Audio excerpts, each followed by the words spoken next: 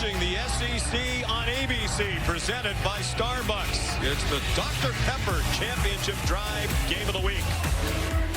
The Palace on the Prairie in Norman has hosted a lot of big Oklahoma home games over its century-long history. Today it's the site of another as the 8th-ranked Sooners welcome number 22 Missouri back to Norman. Once annual foes in the Big 8 and Big 12, the Tigers are here for the first time since 2011 in a must-win game for Oklahoma. Brent Venables and his team with an eye toward the college football playoff. The coach hoping for more from John Mateer and his offense today against the talented and dangerous Mizzou team, bolstered by the return of its starting quarterback, Bo Pribula. His ankle injury derailed the Tigers' CFP hopes. Now they're cast as spoilers. They'd like nothing better than to deliver a huge blow to their longtime rivals in the city where their coach Eli Drinkwitz was born. The situation's simple for number 8 Oklahoma. If they win out against Missouri and LSU here at home, they are almost certainly in the 12-team playoff field, but lose one of these two remaining games, and they are almost certainly out. A lot of pressure on the Sooners today. And welcome everybody to Norman. I'm Sean McDonough along with Greg McElroy. Delighted to have you with us. Oklahoma in good position as a result of back-to-back road wins against top 15 opponents at Tennessee and Alabama. Greg, they won last week with just 212 yards of offense against the Crimson Tide. We expect them to be more aggressive on offense today against the terrific Missouri defense. As a matter of fact, the Tigers are top 25 in the country on both offense and defense, led by the ground game and the leading rusher in the nation, Ahmad Hardy. And he's been fantastic this year. I mean, nearly 1,350 yards. And to think that of those 1,350 yards, nearly 950 come after contact. He's very difficult to bring down. That's 140 yards better than anyone else in the SEC, but against the best defense he's faced, against Auburn, against Alabama, not quite as productive. So he's got to be at his best today against the top 4 rush defense in the country in Oklahoma. And he'll have some help as they get their starting quarterback back. With more on that down on the field, here's Molly McGrath. Yeah, Sean, you mentioned it. Mizzou quarterback Bo Pribula starting today after suffering a non-fractured dislocated ankle less than a month ago. And he admitted to us he's not fully healthy, but feels good enough to play. Now, Pribula not even wearing a brace on that ankle. He's just going to have it heavily taped. He was a full participant in practice this week, but I watched him in pregame warm-ups. He was running around, sprinting on the field, moving well with no visible limitations. Sean and Greg. ESPN's presentation of college football on ABC will return after this message and a word from our ABC stations.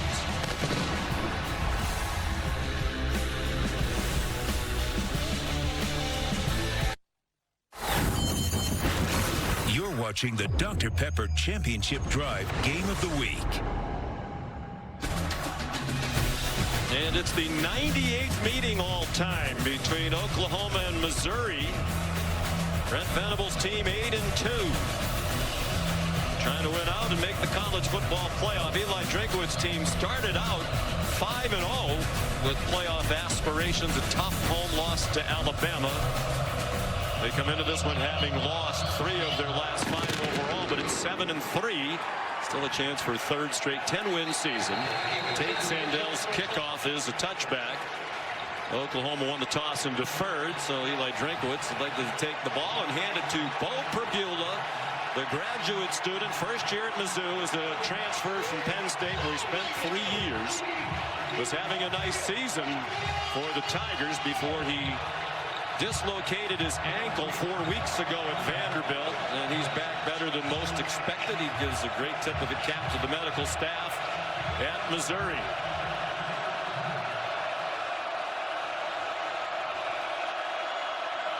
Comes out throwing quickly out wide to their leading receiver, Kevin Coleman, who swung down after a 3-yard gain by Peyton Bowen.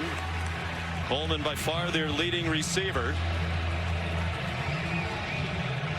Bo Pribula to be back this quickly is truly remarkable. To get injured at the end of October, to return this quickly. I think if you look at it, though, when you talk to Eli Drinkwitz, he said there was a little bit of hesitation, but he's passed every single test. The one thing today, straight ahead speed with an ankle will not be affected. How much does it affect his lateral mobility? That's something to watch against a great pass rush. He has Ahmad Hardy on one hip and Kevin Coleman on the other. Gives it to Hardy off a 300-yard rushing game last week against Mississippi State in Columbia. He gets 5 on his first carry today. Just the 6th player ever to rush for 300 yards in a game in Southeastern Conference history at 300 right on that number on 25 carries, including 3 touchdowns. And Missouri has been great with transfers from the Sun Belt in the past. Nate Noel, Marcus Carroll, Ahmad Hardy next in line. And what a perfect fit for this run scheme. 6th best rushing offense in the country against the 4th best rushing defense in the nation in Oklahoma. Jamal Roberts is the running back now. He gets the handoff and has the first down. David Stone made the tackle. Oklahoma playing today again without our Mason Thomas along that defensive front. They managed to win at Tennessee with Thomas playing less than a quarter before he injured his leg. And they played without him last week at Alabama. And the defense was outstanding in both games. 3 takeaways in each game against the Vols and the Crimson Tide. A big part of those victories. And the defensive line extremely deep.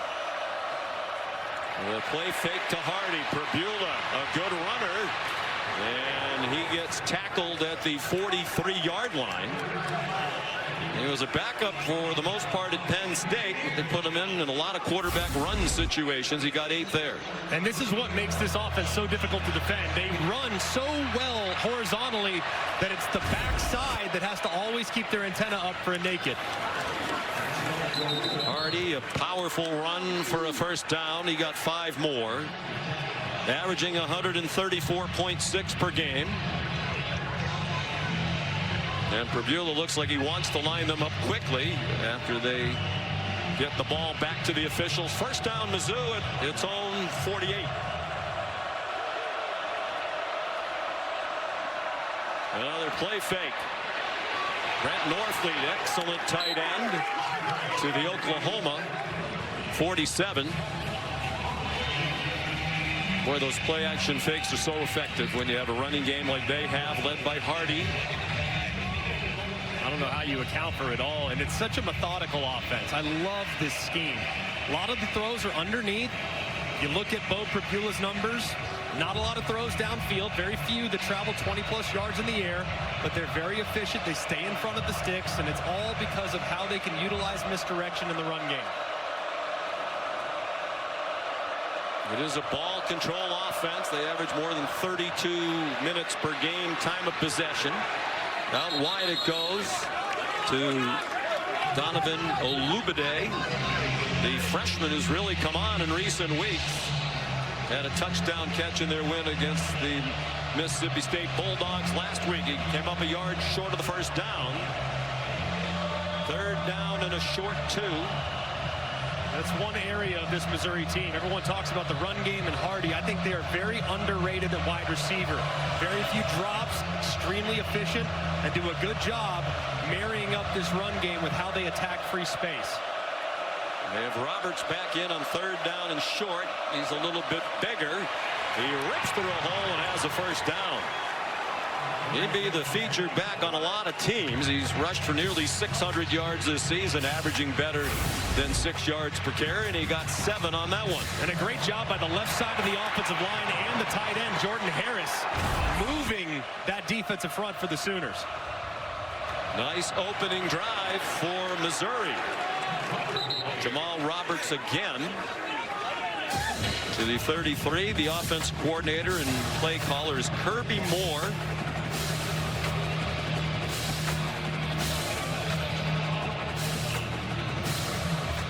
Kirby Moore, I think, has brought his own flavor to this offense. His background is kind of rooted in the downfield passing attack, the quick passing attack that you see at Alabama, where he overlapped with Ryan Grubb and Kalen DeBoer. But he's really meshed well with what Eli Drinkwitz has done traditionally by running the ball outside the tackles. Looked like the Sooners were offside. Flags are down. Kevin Coleman taken down just short of the first down, about 2 yards short of the markers. David Stone made the tackle. David Smith is the referee leading this Southeastern Conference crew.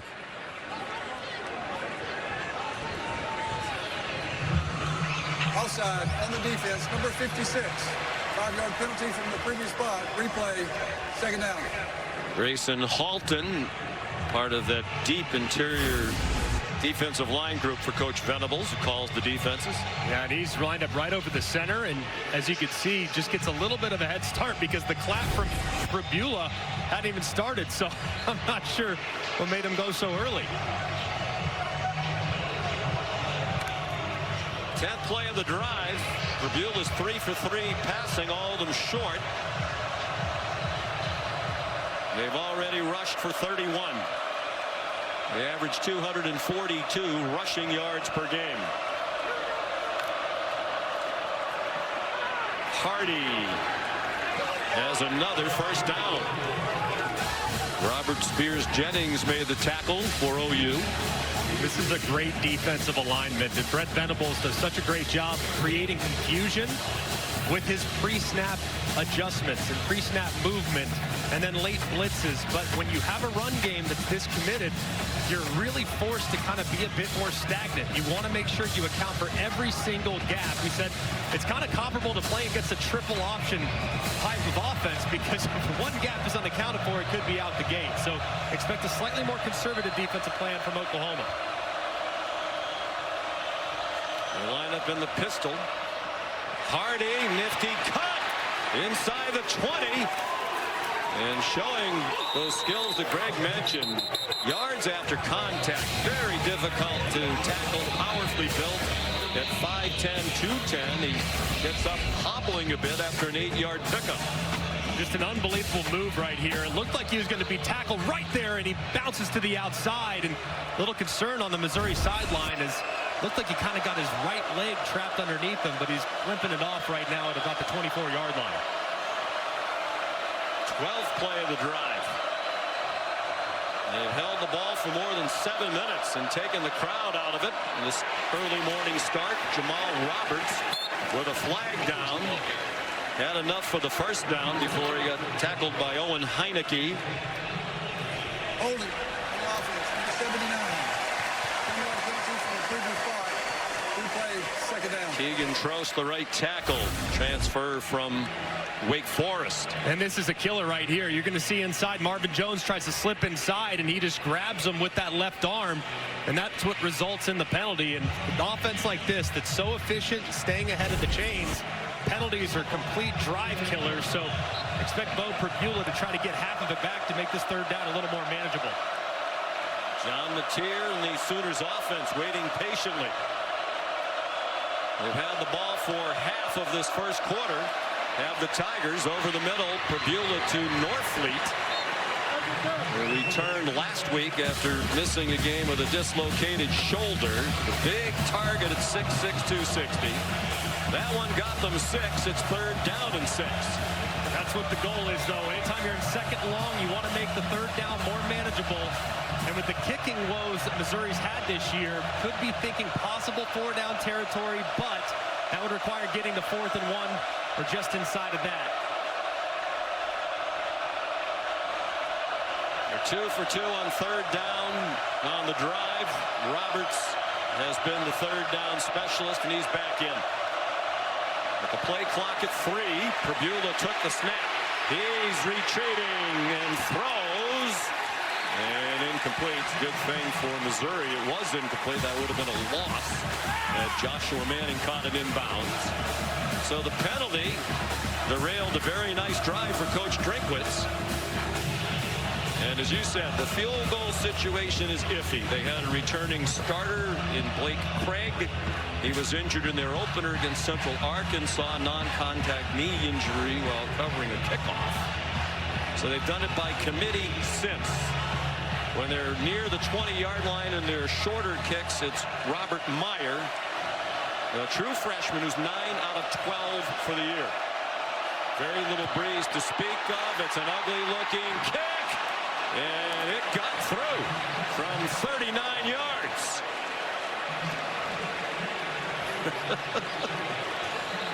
And a smile from Coach Drinkwitz. It's an adventure when they kick field goals. Looked like it was nearly touched off the left-hand side, but you watch it just cut ever so slightly off the left side of the upright. for 3 points. A fairway hit, but not leading the tour in driving distance.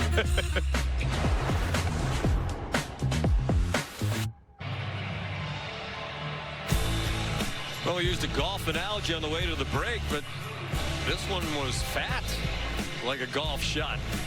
Robert Meyer hit way behind the ball, but got enough of it to get it through the uprights for Eli Drinkwitz. And a nice start. What a drive. 14 plays to go 54 yards. They took 8:23 off the clock. Oliver Robbins kicks off. And a fair catch made by Jacob Jordan. Oklahoma generally does not try to return kickoffs. So here comes the offense. Hoping for improvement, led by John Mateer. First year here, like Pribula at Missouri. Mateer's a first-year transfer. Came from Washington State. Dual threat quarterback. Got off to a brilliant start to their first 4 games. Injured his right thumb, had surgery, and was off his best form for a while, but getting better week to week. They send Xavier Robinson in motion. They come out being aggressive right out of the gate, and that pass is too long for Deion Burks. They want to try to take advantage of his speed today. Toriano Pride had the coverage for Missouri. And talking to Ben Arbuckle, the offensive coordinator for Oklahoma, the big point is he wants to challenge the corners. He feels like the corners against the speed that Oklahoma has at wide receiver, that's a matchup in favor of the Sooners. And in his DNA, he's a high-volume, vertical passing guy. That hasn't really been who he's been this year, but it might come out today against the gettable secondary. The leading receiver, Isaiah Satania, went in motion. Mateer throws, ricochet, incomplete. It'll be 3rd down and 10. Trying again to get it to Deion Burks with Pride in coverage again. Toriano Pride coming off a really nice game last week. They said that was huge for him, and Kanik almost grabbed it there on the deflection. And Pride was the SEC Defensive Player of the Week. Had a pick 6, one of 2 they had against Mississippi State. They also returned a botched snap on a field goal, 62 yards. Mateer over the middle. Caught by Jaron Kanik, the tight end, for a 7-yard gain. So after Missouri held the ball for well over half of the first quarter, it's a quick 3 and out for Ben Arbuckle's bunch. And they're going to have to kind of go back to the drawing board there. A little more air on the deep ball on 1st and 10 from Mateer, but this is a really sound defense. They're going to force you to be creative. They're going to force you to be patient. But when you have those shots, you have to hit them. This is an outstanding group that can rush the passer. Grayson Miller, the punter. And a fair catch signaled by Kevin Coleman and made at the 18-yard line. 51-yard punt. 3-0 Missouri. We're in the first quarter in Norman. And you might need a coffee here in Norman for this early morning start. Kickoff just after 11 a.m. local time. Bo Pribula and the offense ready to go. 8 minutes and 23 seconds to kick the field goal. Believe it or not their longest possession of the season. They had a drive of 10:43 against Louisiana in game 3 of the season. And a 16-play, 8-minute, 47-second drive in the border war against Kansas. Second game of the year. When Eli Drinkwitz watched Bo Pribula play a great game in that rivalry game. 30 for 39 for 334 and 3 touchdowns for Pribula against the Jayhawks. He was lights out that day for sure, and they do such a great job of playing complementary football and taking some of the pressure off their defense. Here's Hardy, and they defend that stretch very well. Kobe McKenzie made the tackle. Wasn't even a given at the beginning of the year that Pribula would be their starting quarterback. He was in a battle with Sam Horn, and then Horn injured his knee in the opener. So it's been Pribula. Then when he got hurt, Matt Sollers, the true freshman, stepped in for the second half of the loss at Vanderbilt and started the last 2 against Texas A&M and Mississippi State. His future is bright, but the man of the hour is Pribula. With Hardy behind him in the pistol, a hole outside to the right. Wow, is he tough to tackle. They're a team in the country that runs stretch plays and outside zone better than the Missouri Tigers. Yeah, good luck finding one, that's for sure. And it's really their tight ends, too. They do such a good job of capturing the edge. This time it's Norfleet who gets the edge, and there it is for Hardy to just take off right around it. And like I said, man, he is so hard to bring down with initial contact. So that's one of the reasons that he came here, likes outside zone. Transferred after 1 year at ULM, Louisiana Monroe, where he rushed for more than 1,300 yards. And was the Sun Belt Freshman of the Year and a Freshman All-American. He gets dropped for a 2-yard loss. Well played by Kip Lewis and Portland Guillory, the freshman cornerback. Officially a loss of 1. Already a game of adjustments for Brent Venables defensively. He's going with a bit of a 3-safety look, where the deepest defender is about 9 or 10 yards right in the middle of the field. Then he has 2 safeties to the outside that are very capable at about 8 yards to come up and run support. So he's already tweaking where he's at in the back end, not being threatened by the downfield throw from Missouri. Kevin Coleman lined up in the backfield and then went in motion. Prabula about to get smashed. Swung down for a sack on a 2-yard loss by Dominic Williams, part of that deep defensive tackle room. And this right here is tough because Hardy's responsible for the block on the inside, but it takes a little bit too long. As you can see, he takes off, which allows the linebacker Lewis to trigger, and that's what results in the sacks. Your running back's got to stay in there just a little bit longer before he escapes, because that's what led to the pressure. 38 sacks for the year for Oklahoma, tied with Texas A&M for the most in the country. On 3rd and 13, that trickery fails. Grayson Halton ruined it. Dropped Jamal Roberts for a loss. They'll mark it back at the 34-yard line, a loss of 4. And this is a really tough ask right here. Watch the center. As the center's trying to work out to the defensive tackle that's lined up, head up to outside the left guard. I mean, that's a long way for the center, Tollison, to try to reach him. He can't. It's tackled for loss. Connor Wesselman, the punter. There is a flag down at the line of scrimmage. Isaiah Satania, fair catch at the 25-yard line. 41-yard punt.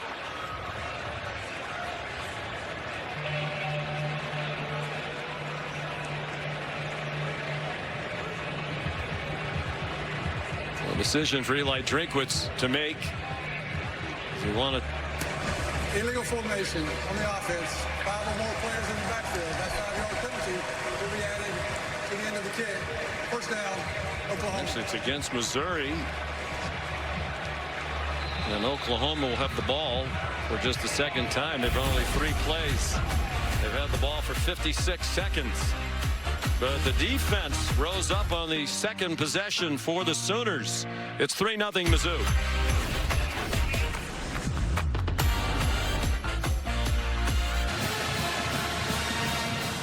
Today's Impact Players are brought to us by Fairfield by Marriott. Josiah Trotter has done such a great job at middle linebacker for this Missouri defense all throughout the season. And Isaiah Satania has become the go-to guy in the slot for the Sooners all year.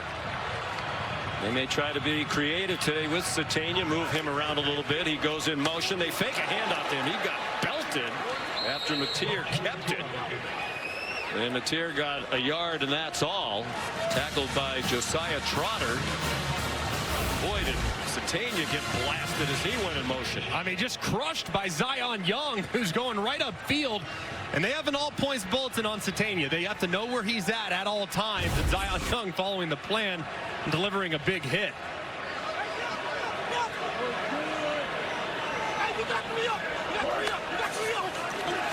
Mateer retreating. There are a couple of flags down. The ball caught for a loss. Back to the 26-yard line by Xavier Robinson. Trotter there, the leading tackler for Missouri. And Ben Arbuckle said he's the best linebacker he's seen on film this season. A couple of officials threw a flag. Might have been the right tackle. Looked like he wrapped up Damon Wilson pretty good. There are 2 fouls on the play. Both are on the offense. Holding, number 55. The penalty is declined. Holding, number 70 on the offense. That penalty is declined as well. 3rd down. 2 of the 3 freshman starters along the offensive line. Ryan Foje is a true freshman at right tackle. The left guard, Eddie Pierre-Louis, is a redshirt freshman. Michael Fasusi starting again at left tackle. They're going to have to help those freshmen out because these 2 ends, Zion Young on one side, Damon Wilson on the other, as good a tandem as you'll find in the SEC. They are game wreckers. They didn't take the penalty because the play went for a loss of 5. Mateer in trouble again, and he's thrown down by Damon Wilson, the transfer from Georgia. First sack for the Tigers. It goes for a loss of 11 for OU. And they're trying to help out with their tight end, Kanik, on the right side to just give Foje a little bit of time. So what does Missouri do? They run a little bit of a game where the tackle goes outside and allows Damon Wilson to come to the inside. And Wilson makes the play on the quarterback trying to escape. Grayson Miller to punt.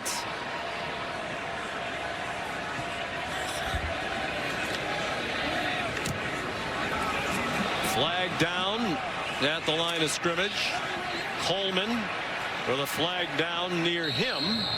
He scampers out of bounds on the far sideline. 50-yard punt. There are a couple of flags on the play.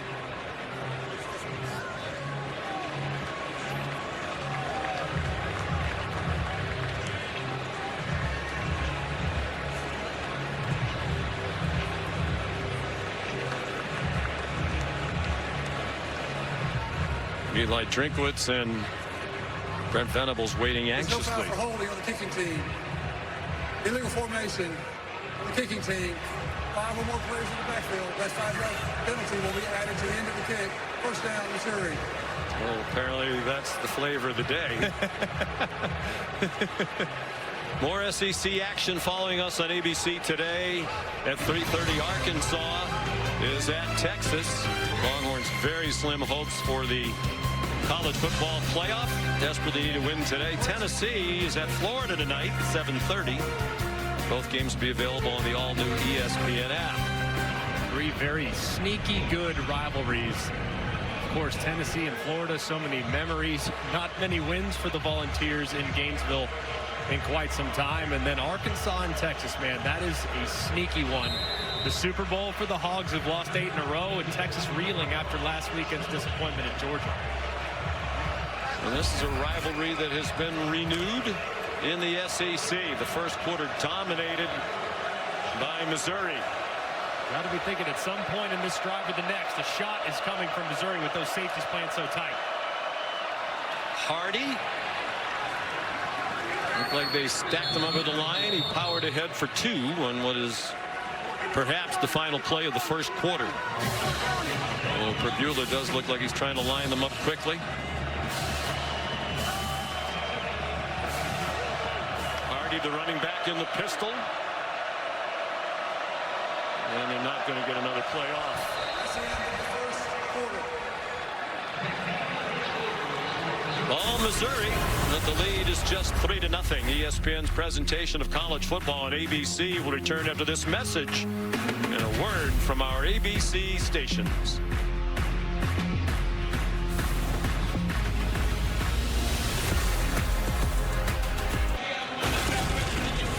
For 20 years, All-State has celebrated every field goal and extra point made by participating universities by donating to the university's athletic scholarship fund, supporting all student athletes.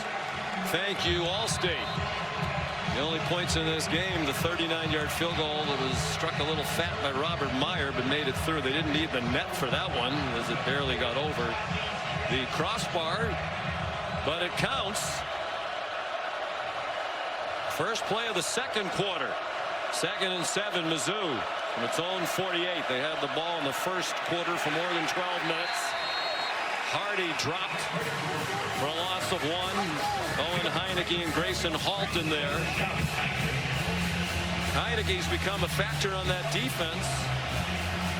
Transferred from Ohio State, where he's a lacrosse player, was a walk-on for Brent Venables.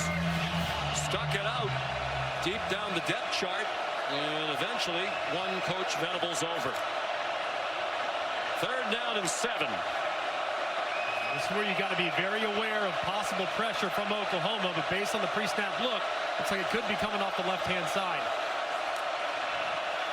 Bo Pribula to the 50-yard line, juggled and dropped along the near sideline. It wasn't going to be a first down anyway for Jordan Harris. And a flag down and a little woofing after the play. You saw on a replay as we were going to break, there was some woofing during the coin toss. Whatever happened just now was right in front of Brent Venables, and he's an interested onlooker to the officials' conversation. After the play was over, unsportsmanlike conduct, number 34 on the Oklahoma bench. 15-yard penalty from the previous foul, automatic first down. That is huge. It would have been 4th down and almost certainly a punt.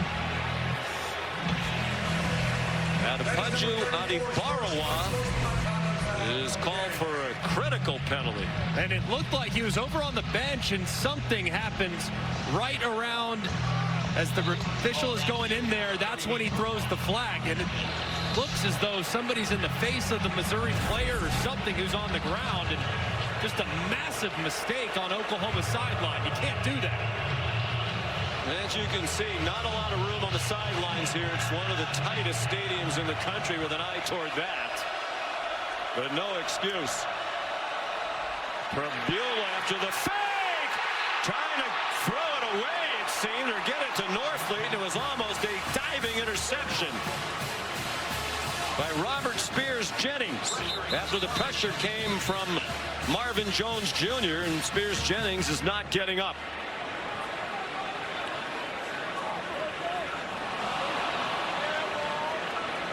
That is a big loss in the secondary, too, and Jones played it perfectly. They got hit on a couple of nakeds earlier, and looked like as Spears Jennings was trying to make the play, kind of landed awkwardly on that right arm. He's an important player in that secondary, a senior from Broken Arrow, Oklahoma.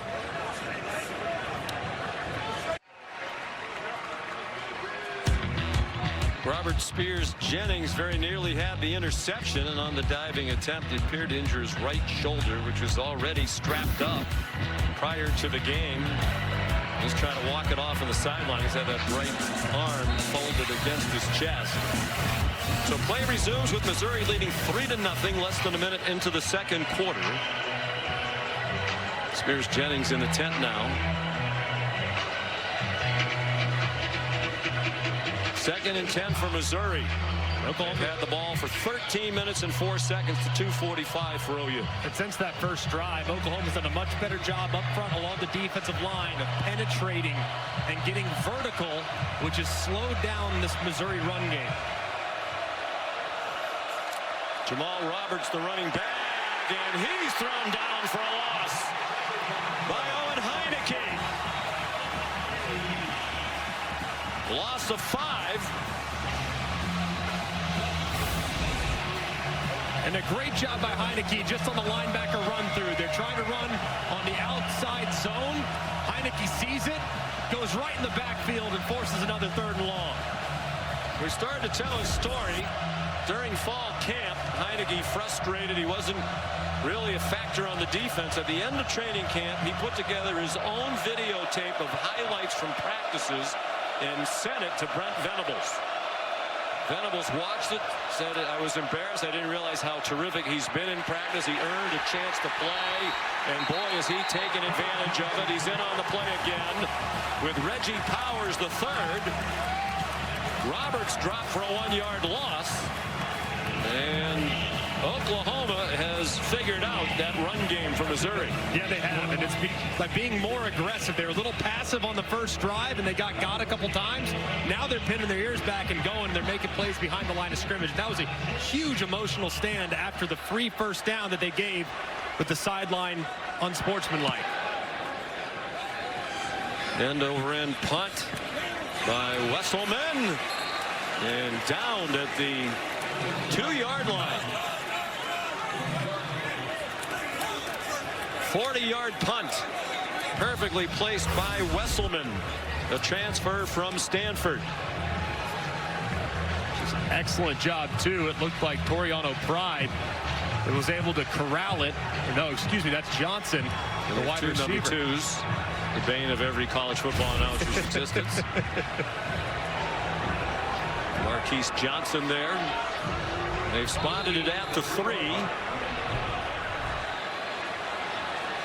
Here comes Oklahoma, a couple of 3-and-outs. They've run 6 plays. More than 2 minutes into the second quarter. They got to get the run game going a little bit too. They haven't tried at all. Minus 7 yards of offense. Xavier Robinson ahead across the 6. Zion Young the tackle. Try to run the ball a little bit. I know you have 3 freshmen offensive linemen, but this is a great pass rushing group. If you become one-dimensional offensively, these edge rushers could just pin their ears back and go. You got to keep them honest by trying to run the ball between the tackles. Shut out for the first time in the first quarter this year, the Sooners. Deion Burks, the 1-yard gain. Josiah Trotter right there for Corey Batoon, the defensive coordinator. Continues to be just one of the best coached defenses I've seen this year.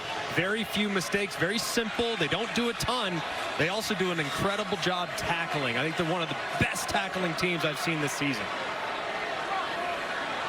Led by Trotter, the son of Jeremiah Trotter, the former Pro Bowl linebacker, Philadelphia Eagles Hall of Famer. Mateer from the goal line. That's caught with enough for the first down. Isaiah Satania driven back by Marvin Burks Jr., but he got the first down, and a mock cheer goes up from the 80,000 here in Norman. First down of the game for OU. They line up quickly. Missouri wasn't set. Low throw. Back-to-back first downs. Gets another roar from the crowd. Keontez Lewis the catch. I like this tempo. Just try to inject a little life into your offense. That was a 12-yard gain. Then the pass batted down. Good to see Keontez Lewis back. He suffered what looked to be a very serious injury when he ran into the wall in one of the end zones head first in the game against Kent State. Big relief to have him too, especially in a game like this where vertical speed and being able to run past these corners might be opportunistic for this Oklahoma offense. After an incomplete pass intended for Lewis, it's 2nd down and 10. Press coverage on here with one-on-one. You might be able to take a shot. Mateer looking to that single coverage intended for Satania. Crowd wants a flag. Ball is thrown out of bounds. Toriano Pride have the coverage. Venables pleading his case, looking for a holding call on the Clemson transfer. Yeah, it looked like just wasn't a lot of room given by Lewis, and you see some contact there, and I can understand why they want the call. I probably would have called it myself because Pride never looked back and tried to play the football. He just played the receiver, and that usually results in a flag.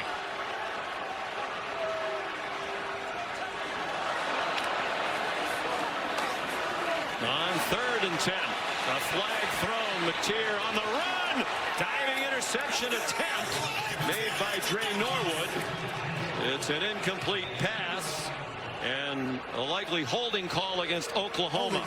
On the offense, number 66. The penalties decline. Eric Simmons has come in at right tackle. Starter earlier in the year, now a backup for Coach Venables. That's not something you'll see very often where the tackles are on an island by themselves. They've said all throughout, hey, we got to help the tackles with tight end presence or with running backs and chip protection. That time, Simmons one-on-one, and he has to grab the jersey.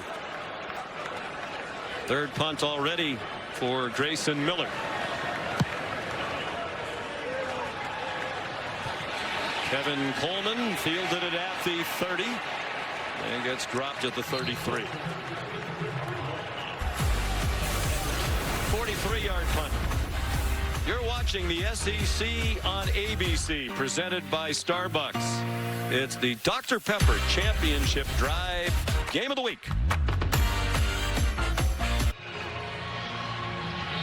Kick off your Week 12 NFL Sunday at 10 a.m. with the Countdown crew on ESPN and the all-new app. They'll have the early breaking stories, injury updates, and previews of every game right up to the kickoff. Then cap your NFL week with Monday Night Football. At 8, the Carolina Panthers and the San Francisco 49ers. Peyton Eli's alternate broadcast to be on ESPN2. Coverage begins with Monday Night Countdown at 6 p.m. How about the Panthers 6-5? Started 1-3, 5-2 since. Bryce Young really started to reach his potential. I think he went for nearly 500 last week. I saw. Took an L in fantasy as a result. And Joe Buck on the call, former color commentator for basketball, alongside Mike Kelly, the voice of the Missouri Tigers. Oh, very good. And Joe is just starting out in his Hall of Fame career. Bo Prabula has an open receiver and a first down, trying to escape big Joshua Manning. And he powered his way to the 49 for a 17-yard gain. And this was a nice throw, too. Zone coverage on the back end. It's a little bit of a tight window, but it's well-timed. Just excellent hands there by Manning. And a few throws that have gone well beyond the line of scrimmage. That one goes wide, and the run after the catch by Joshua Manning. He gets them a first down, 11 more. 14 of it after the catch as he caught it behind the line. With the attention that Oklahoma is now paying to the run game and the amount of bodies they're attributed to the box, you got to kind of throw them out of it and soften up that coverage.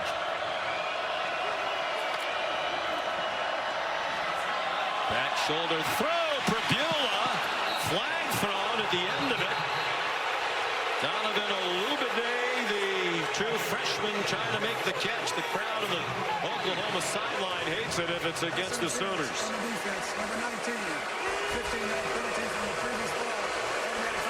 It's on Jacoby Johnson. I think it's a good call, though, too, because it looks like Olubade is trying to create some separation.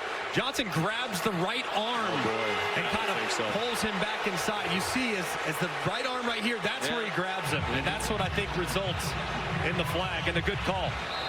And for the first time all year, Matt Austin agrees with you as he's nodding his head from the Palace in Kentucky. Broken clock's right twice a day. Yes. Crowd agitated. It hasn't been a great morning here at Gaylord Family Oklahoma Memorial Stadium for the home team. Roberts carries. Boos continue to rain down. This is the spot of the field where Brent Venables likes to ramp up the pressure a little bit. Knowing the field goal kicking issues and challenges and inconsistencies, this is where he likes to bring some heat. Likes to bring those linebackers, so always keep your antenna up for pressure as you approach the 20-yard line.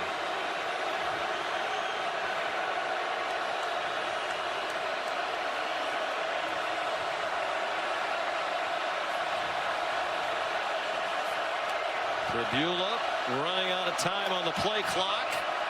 Awkward handoff to Hardy. And he got driven back after he reached the 20. Hard-earned 2 yards for the sophomore from Oma, Mississippi. Small town in the southwest corner of their state. Led the state of Mississippi in rushing. Senior in high school, more than 2,200 yards, but had just one FBS offer, was from Louisiana Monroe. Had a prolific freshman year there. Had a lot of people interested in him. And here he is as a Missouri Tiger. One of the semifinalists for the Doak Walker Award as the best running back in the country. Coleman swung out of bounds short of the first down by about 3 yards by Reggie Powers. And Robert Spears Jennings has been back on the field during this defensive possession for Oklahoma. I think you go for it here. That's about 4th down and 3 or so. At least get up, take a picture, and if you like the look, see if you can get him to jump off sides. Hardy's the running back. Will they snap it and try to draw him offside? They've been very good on fourth down. They're first. Eli Drinkwitz wants time to think about it. Fans still voicing their displeasure with the pass interference call. Midway through the second quarter, 3-0 Tigers. You're watching the SEC on ABC. One of two games around the country today matching ranked teams. Number 8, Oklahoma, in position to make the college football playoff if they went out against Missouri and LSU. Number 22, Missouri, moved back into the top 25 with a victory last week against Mississippi State. 4th down and 3, the offense back out there. And I agree with it, too. Missouri's been one of the best teams in the country in converting got-to-have-it situations of 3 and less. They're a top 8 in conversion. Quarterback run has usually been their friend in this scenario, but with a bum ankle, might just lean on their running back, Roberts. And whistles before the snap. Prior to the snap, timeout. Oklahoma. They're first. This will be a 30-second timeout. Brent Venables wants to talk to his defense. Midway through the second quarter, Sean McDonough, Greg McElroy. You know, if you're an Oklahoma fan, you kind of have to feel like you're fortunate to only be down 3-0, don't you? I mean, Missouri has really dominated the game so far. Yeah, completely. Right now, Oklahoma has 13 offensive snaps for just 17 total yards. They haven't been able to run the ball at all. They have negative yardage rushing. So it's a big down right here for Missouri. I like going for it. Look, the field goal kicking operation has been less than stellar. The offense, however, has been elite in converting down and distances similar to this. So I think I would go for it, but it's looking like they're going to make an adjustment. And the field goal unit back out there. Robert Meyer, he made a 39-yarder. Even though he hit well behind the ball on this grass field. This is from 35. Light breeze at his back. Shouldn't need it. That one's low. Looked like it got deflected at the line of scrimmage. And now there's a skirmish and flags flying with a pile-up near the 30-yard line. Peyton Bowen, who almost blocked the first field goal that was made by Meyer, did get a piece of that one. Venables right in the face of one of the officials. And being restrained by his assistant coaches. Really giving it to the back judge. Looked like there was an Oklahoma player, and it looked like someone else engaged, and the Oklahoma player kind of trucked him near the 25-yard line. After the play is over, personal foul, number 56 on the defense.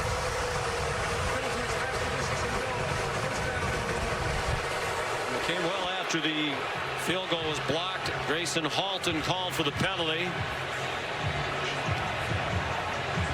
They blocked one last week at the end of the first half. Taylor Wine did for Oklahoma. They need to calm down on that sideline. Emotional game, so much at stake. And possibly a 7-point penalty here. And this is what was called. As you can see on top the whole time, pushing the helmet up. That's what led to the penalty. And that's a good call. I mean, he drove him yards down the field and then stayed on top of him. At least I think it was. Matt Austin, what do you think? Yeah, I agree. I don't think it was the initial action. I think it was the fact that he stayed and climbed back on top of him at the end. But keep an eye on the officials now, because they'll probably start throwing a lot of flags to prevent any of this stuff from escalating. Well, it really started with some woofing and finger pointing during the coin toss. Oklahoma has the ball. It was well after the play ended. And Xavier Robinson runs for 3. This used to be a big rivalry game. They were conference mates for a long time. They played each other every year from 1919 to 1995. Missouri went on to the SEC. Oklahoma just joined this conference last year, so the rivalry renewed. But a lot of history and not much of it good here in Norman for Missouri. The pass behind Isaiah Sategna. And it's incomplete. 3rd and 7. Field goal operation again continues to be a little bit problematic. Laces were fine, but they get a piece of it off the right-hand side. They almost got it on the first kick as well. So they need to adjust how they're snapping it and maybe change the count just a hair, because that's twice now off the right side they've had pressure. I'm not sure you can put that one on Meyer. Looked like he actually made cleaner contact than the one he made.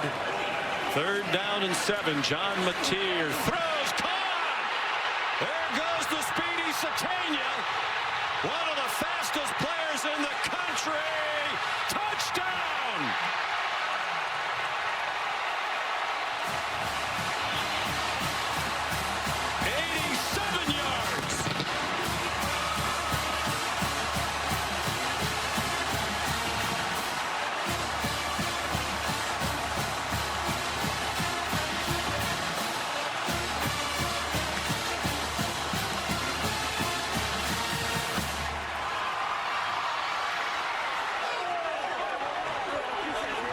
Well, he came in saying they wanted to be more aggressive, throw the ball deeper down the field, particularly to Sategna. After being dominated for most of this first half, all of a sudden Oklahoma has a 6-3 lead. Tate Sandell makes it 7-3.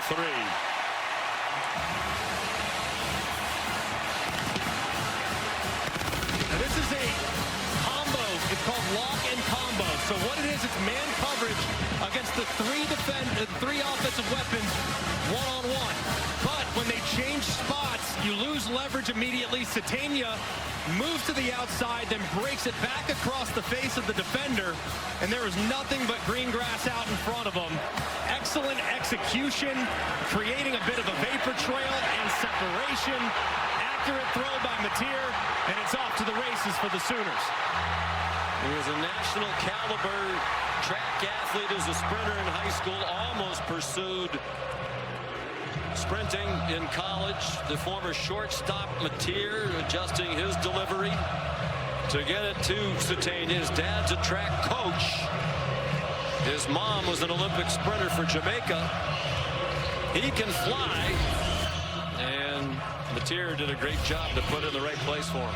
87 yards, a career-long catch for Sategna, surpassing the 76-yard touchdown he had against Ole Miss here, and it's also the longest pass of Mateer's career. And that was just unbelievable execution. Knowing you're going to get man coverage from Missouri, you take advantage of it with the bunch formation, create a big play. Sandell popped it up. Fair catch made by Tavares Jones. Probably a sigh of relief for Ben Arbuckle.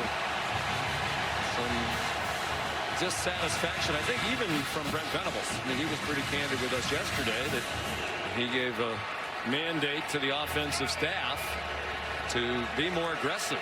You know, it kind of felt like because they're so good on defense and special teams, they were playing quote-unquote complementary football, which is usually a good thing. Said, no, we don't want to just sit on the lead and protect it. We want to try to score more points. Yeah, and if you want to get to the highest levels of the sport, you got to be able to fill it up offensively. So Missouri down for the first time today, tries to reestablish the run with Ahmad Hardy. And as Ben Arbuckle and John Mateer told us yesterday, they did enough to win at Alabama, even though they had 212 yards. Mateer said, I was told all week, most important thing is don't turn it over. Right. And we didn't. They were +3 in the turnover margin against the Tide, and that was the deciding factor. It always feels like, though, when you watch this Oklahoma offense, there's more in the tank with their weapons and quarterback. And now Northridge not only took off early, but he didn't realize he was the only one moving. Good route, though. Ball start, number 87 in the offense. 5-yard penalty. Second down. God, it goes to show you how loud it is in here. Can't even hear the whistles, but I mean, look at the route. You set it up, you adjust off the fly. He's like, oh, I'm wide open. Oh, no. Got a quick start.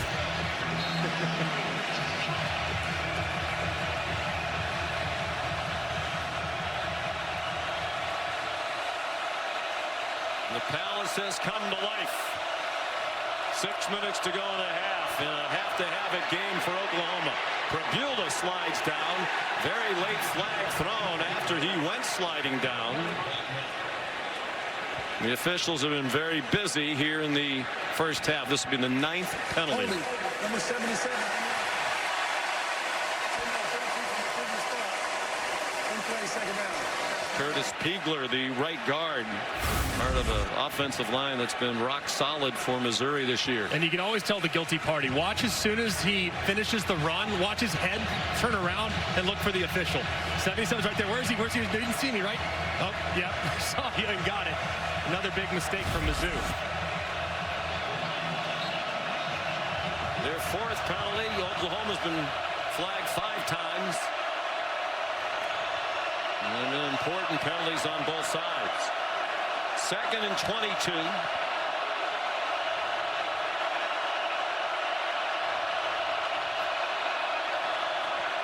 Pribula slings it under duress, incomplete. Owen Heineke came on a blitz. Joshua Manning the target of the pass. And Missouri with 3rd and 22, 0 for its last 5 on 3rd down. Not a lot on the call sheet for Kirby Moore for 3rd and 22. Yeah, I mean, screen's about all you got. I mean, unless you want to hand it off, that's fine too. But screen, hope you can maybe break one. But you cannot continue to live off schedule with self-inflicted penalties. Now one of those situations when perhaps they're staying in the huddle, so the play clock goes under 15 and the communication gets shut off on both sides. Venables can't directly communicate into the helmet of the defense. They snapped it at 1. Pribula lost the ball. And he's down in the arms of Taylor Wine, back at the 4.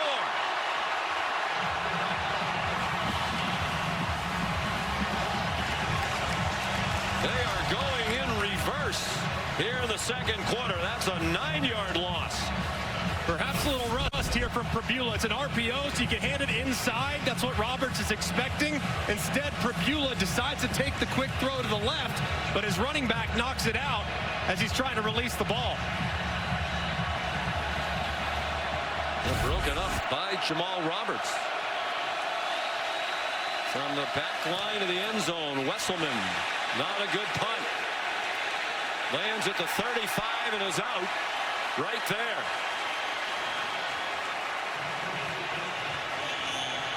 Momentum has turned to Venables' side. Here's Kevin Nagandi. 3, back to you guys. All right, thank you very much, gentlemen. They mark the ball at the 35-yard line. John Mateer dancing around, running out of time, got rid of it to avoid the sack, threw in the direction of Xavier Robinson. Sterling Webb applied pressure. Now the redshirt junior from Little Elm, Texas, in the Dallas-Fort Worth area. Mateer's got to be a little more decisive against this pass rush. That time he looked like he had a guy open in the flat, decided to hold it a little bit too long and paid the price. Got hit hard at the end of that play.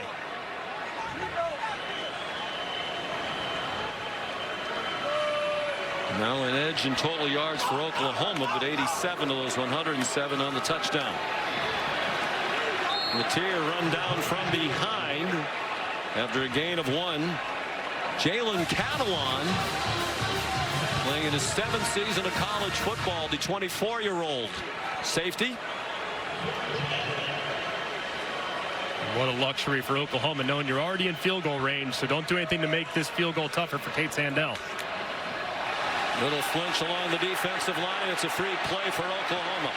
In the flat, Robinson runs over the defender Catalon. The play goes to the 29. They would take the penalty, you would think. Offside on the defense, number 8. 5-yard penalty from the previous spot. Replay, 3rd down. Penalty's a killer for Coach Drinkwitz. Born here in Norman 42 years ago. He lived here just for years. Family moved to Arkansas. He's from Alma, Arkansas.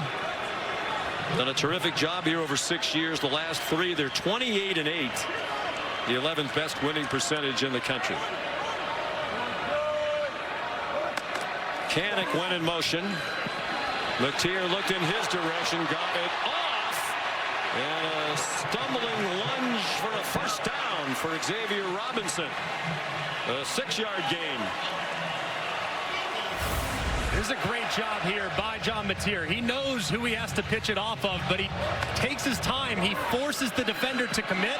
As soon as he does, then you get the shovel pass underneath, and you pick up the 3rd down conversion.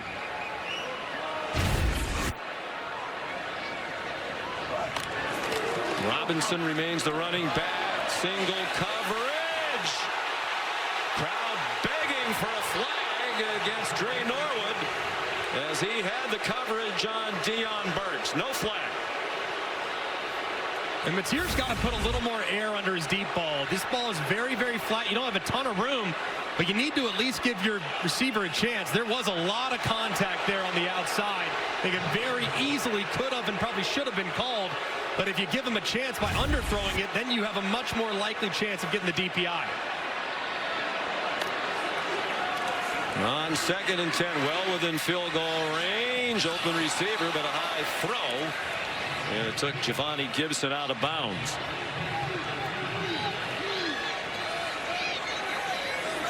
Fresh bodies coming on now for Missouri on an obvious passing situation, and you always have to be accounting for John Mateer's legs. He's very effective, so if you get too aggressive with your pass rush, that quarterback draw or quarterback scramble can kill you.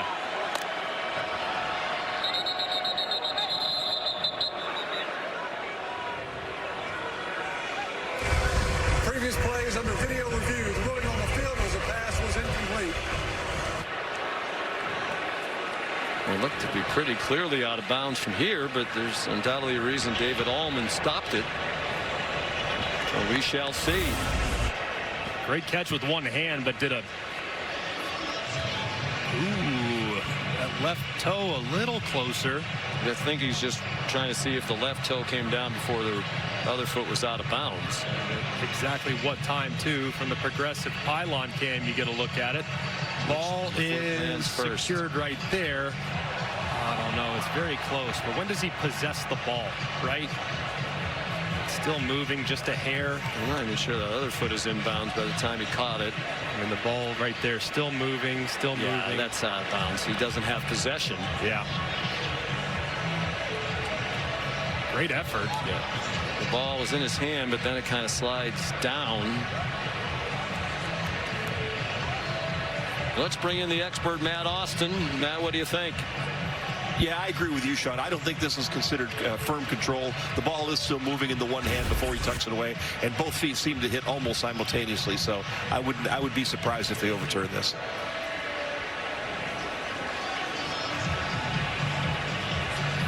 Now, we talked about the history here for Missouri, hoping this call goes their way, and it should, we think. As we mentioned, Greg, they used to play all the time. Missouri hasn't won here since 1966. They have lost 18 in a row here in Norman. You have to go all the way back to the great Dan Devine. A 10-7 win over a Sooner team in '66, coached by Jim McKenzie. His only year as the head coach. He was replaced the next year by the great Chuck Fairbanks. But even though they haven't met much in recent years, they did play last year in Columbia. They're well aware of the history. Nobody more than Eli Drinkwitz. Mentioned he was born here. He still has a lot of relatives in the Norman area. His mom, Susie, is here. And he read us a text his mom sent to the relatives last night. Please do not wear Oklahoma gear in the Missouri section where Eli is giving you the tickets. They had a problem last year at Arkansas when a lot of their relatives there showed up for the game against the Razorbacks in Razorback gear. Yeah, imagine that. The head coach gives you the tickets and you decide to wear the visiting team uniform and colors there in the head coach's section. Pretty wild. Then we did ask Eli, are you sure your mom's cheering for your team? I'm pretty sure. He is a funny guy, a very smart guy. Out of Arkansas Tech, where he was the student body president. Got into coaching as a 7th grade coach back at Alma, Arkansas, the spinach capital of the world. Here's the call. Review, the ruling on the field is upheld. That took way longer than it should have. And that's ridiculously long. Especially if they hadn't stopped it at all, I don't think anybody on that Oklahoma sideline would have complained. Probably not. And to add an extra boost to it is that now these pass rushers, an obvious passing situation, they're fresh. They just had a 45-second rest.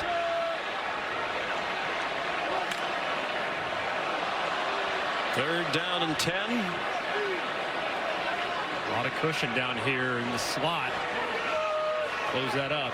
And 3 out of 6 on third down, but 0 for 3 on third and 10 plus. Mateer skipping toward the marker, past it, and then banged out of bounds by Josiah Trotter. But a 15-yard run for the gritty John Mateer.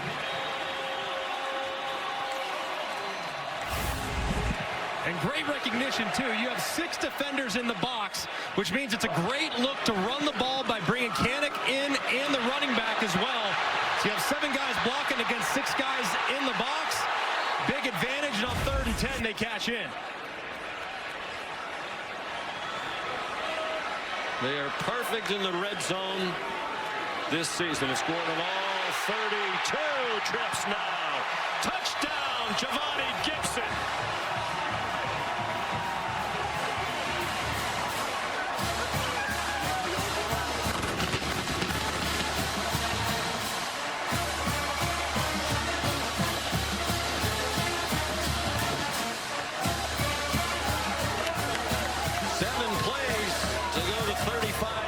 After the short punt. Gibson, his first touchdown catch as an Oklahoma Sooner. Transfer from Arkansas Pine Bluff.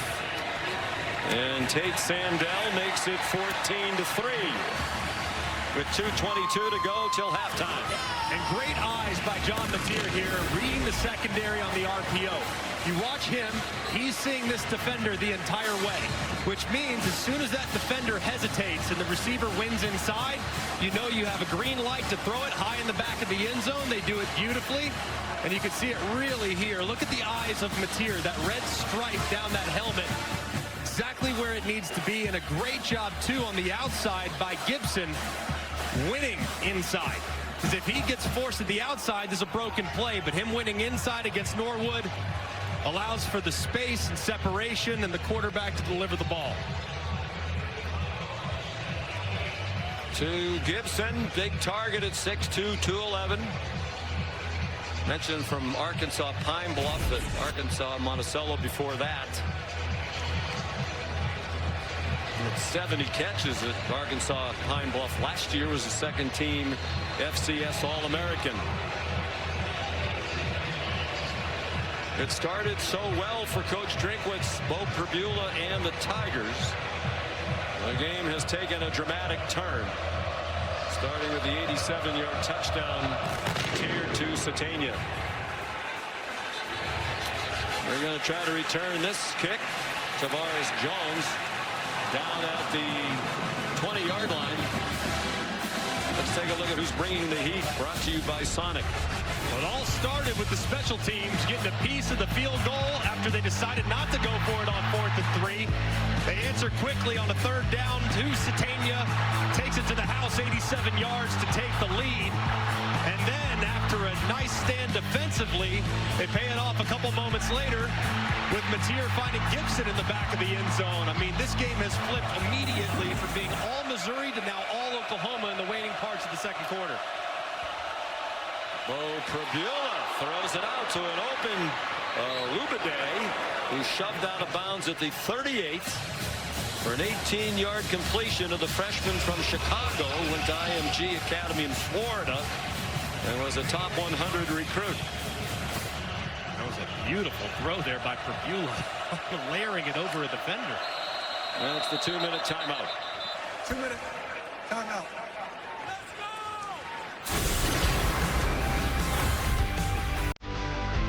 14-3. Oklahoma on top. A couple of touchdown passes for John Mateer today.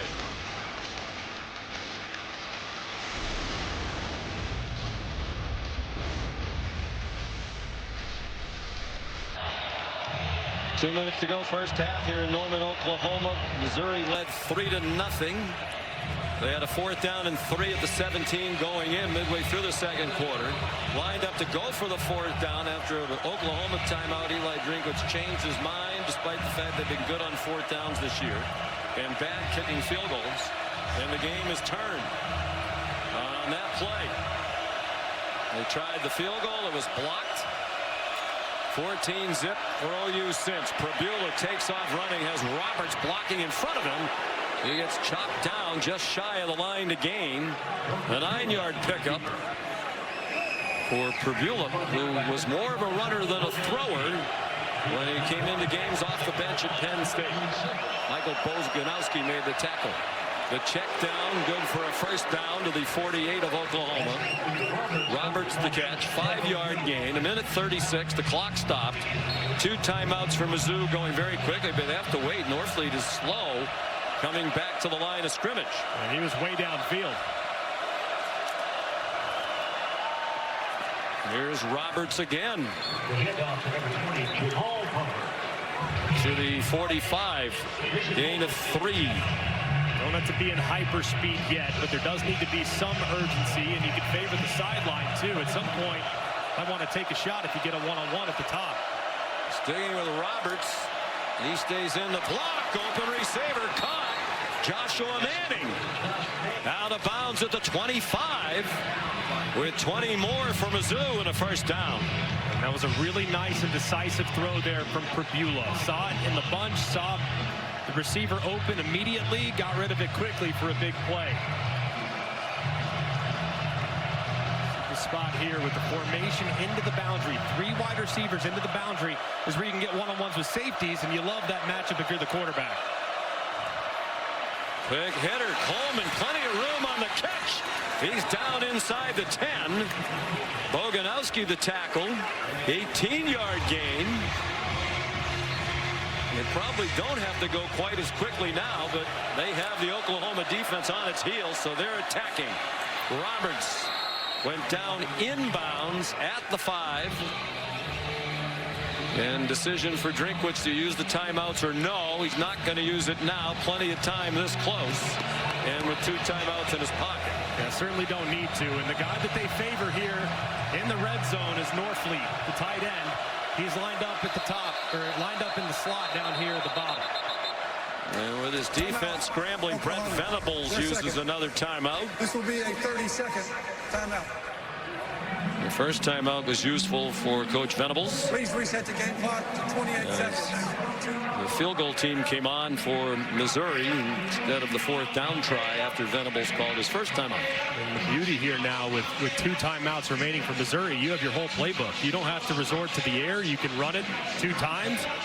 And based on their tendencies inside the 12-yard line, I've seen 37 rush attempts from Missouri and only 4 pass attempts. They are a heavy, heavy run team as the field condenses. But quarterback run has been a big part of what they do as they get close to the end zone. And with Pribula's ankle, are they going to try to do that, or will they opt to go a little wildcat, which they do have in their package?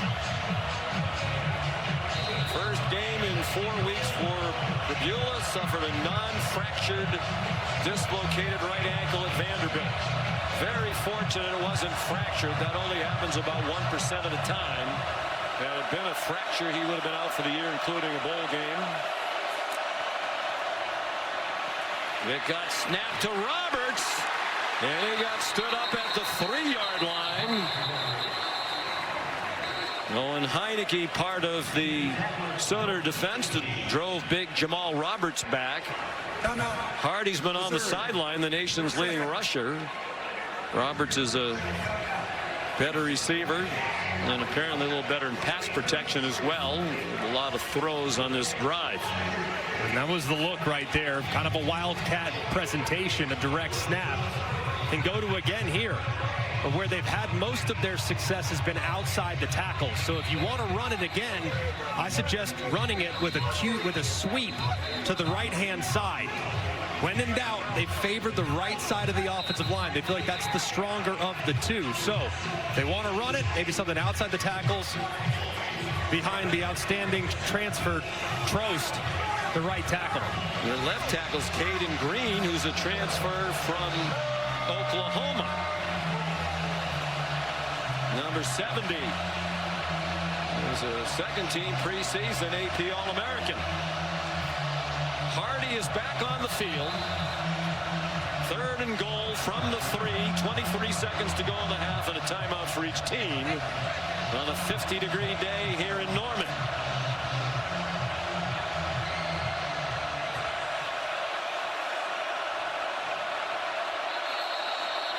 Pribula under center, and a timeout called by OU. A new look.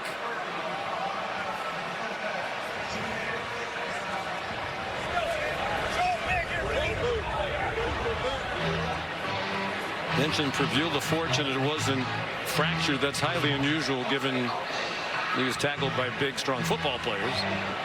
And he was also lucky.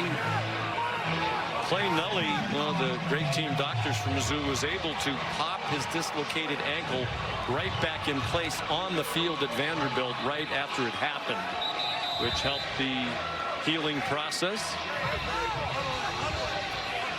Absolutely incredible. And to think he's back, too. I mean, we were watching that game live. All of us were just totally beside ourselves, disappointed to see the guy's had a great year go down in pain. So for him to be back this quickly says a lot about his determination, the medical staff of Mizzou. Yeah, and to say I'm ready to go against this defense, which attacks you with regularity, is one of the best in the country. He's a competitor. He wanted to play as soon as he could. And he's trying to lead an upset victory on the road where they haven't won since 1966. Hardy chopped down at the line of scrimmage by Michael Boganowski.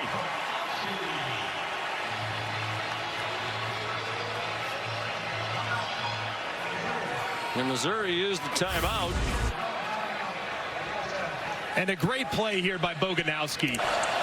Looks like there's going to be some room. It looks like there's going to be an opportunity. There's one guy that has to make the play for Oklahoma, and he comes up and delivers a big hit to stop Ahmad Hardy in his tracks. It's exactly what we thought. A run outside tackle to the right side. Oklahoma was ready for it, and they make the stand. Boganowski, a hard hitter. I remember earlier in the year when we were here for a game, Brent Venables said he tackles you like he's trying to take away your soul. He did there, too. Almost took away the sole of the shoe he wrapped up so well on the bottom.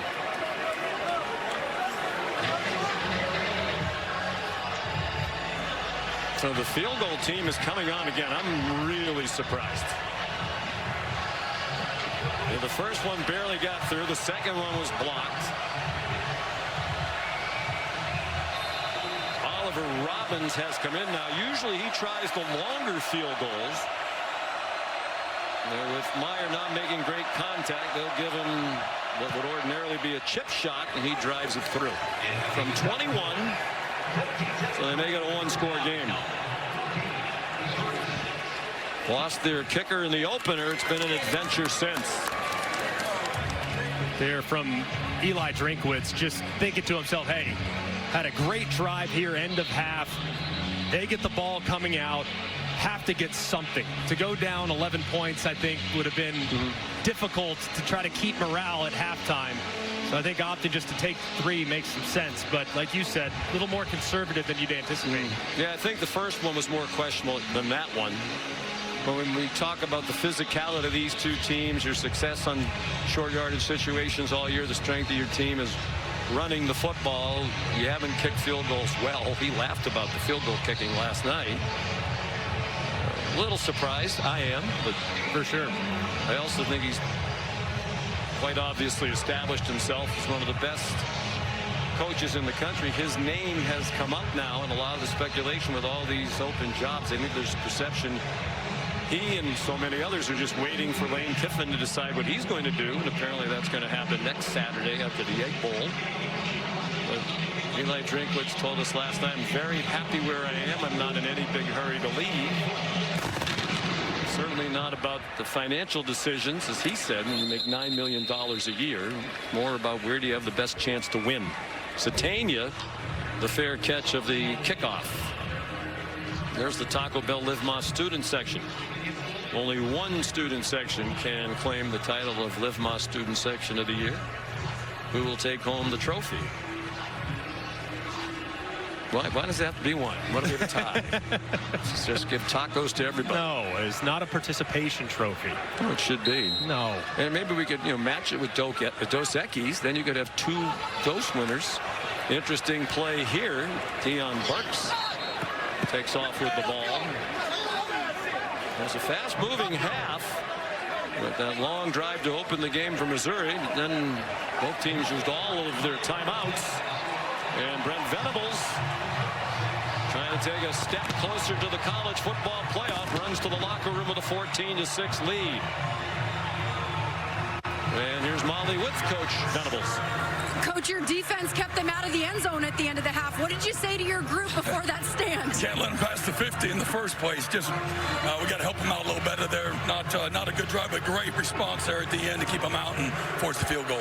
Yeah, it was a slow start for your team, but they responded. What did you like about the resilience you saw in that first half? Yeah, it's who we've been all year. So just keep being who we've been. And again, this is going to be a hell of a game. So get ready to come in here and again, play your butt off for 60 minutes. Missouri's a very good football team. Take care of the ball, be physical, be great. We've been really good on third downs on defense. So now we got to force some turnovers. All right, thank you, Coach. All right, thanks. Sean. We can tell you his voice is not like that on Fridays when we meet. Very animated. And his team a reflection of their coach. Play with a lot of heart. 14-6. Oklahoma leading Missouri. Let's send you to the studio now for the Capital One halftime report with Booger McFarland. Here's Kevin Nagandi. You're watching the Dr. Pepper Championship Drive Game of the Week.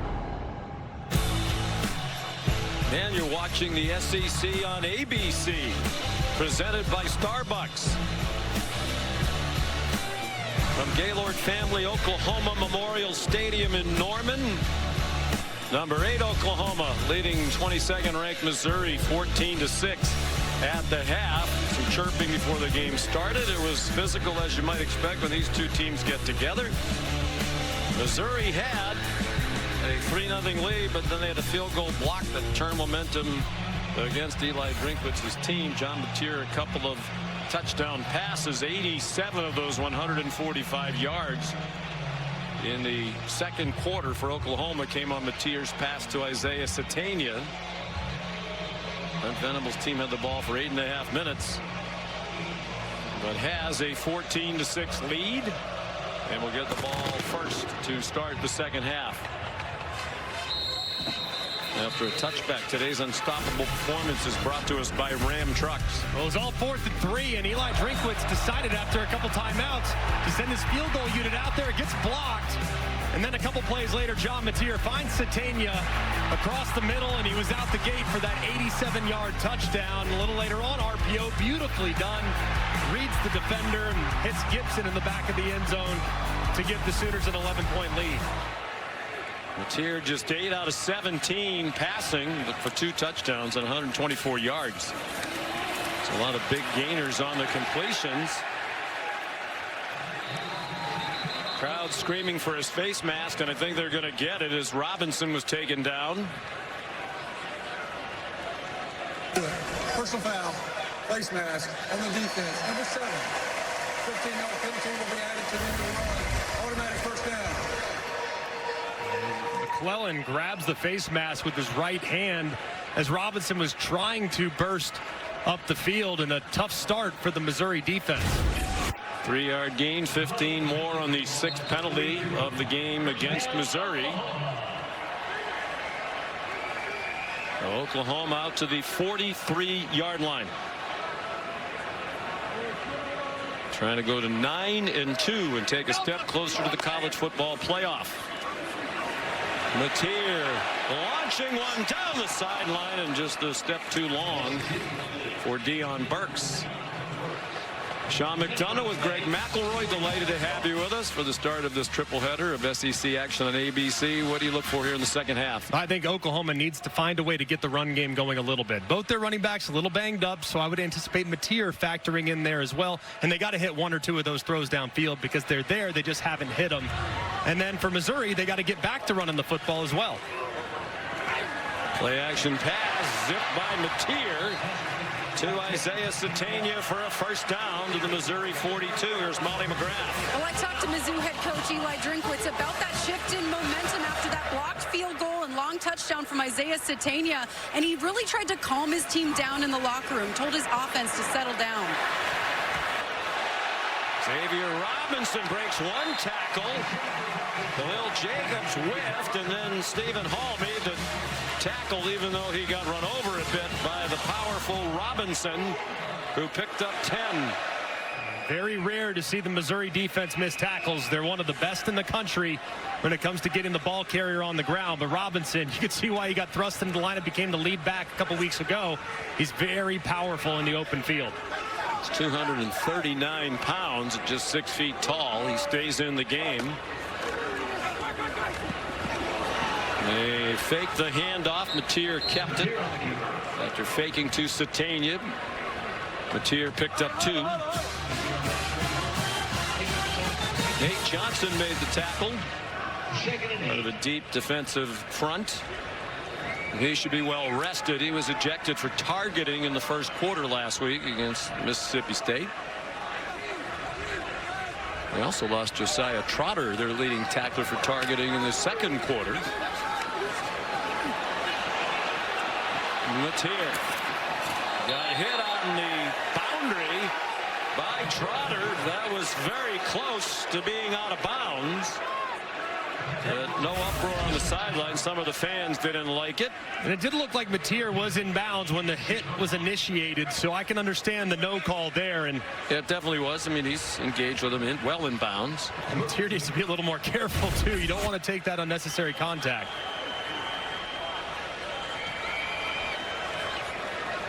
Third down and 4. They're 4 out of 7 on third down. They've converted their last 3.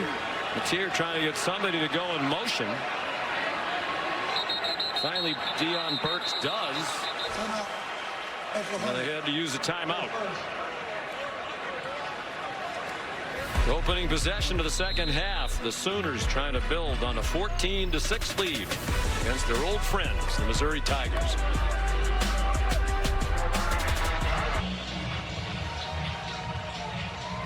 Back in Norman, Oklahoma for the Dr. Pepper Championship Drive Game of the Week.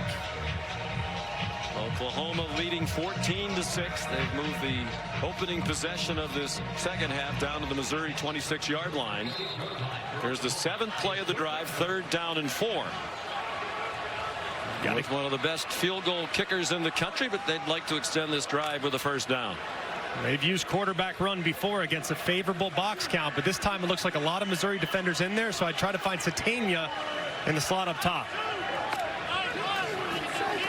Mateer hesitated, and he who hesitates is lost. Zion Young there to swing him down with help from Damon Wilson.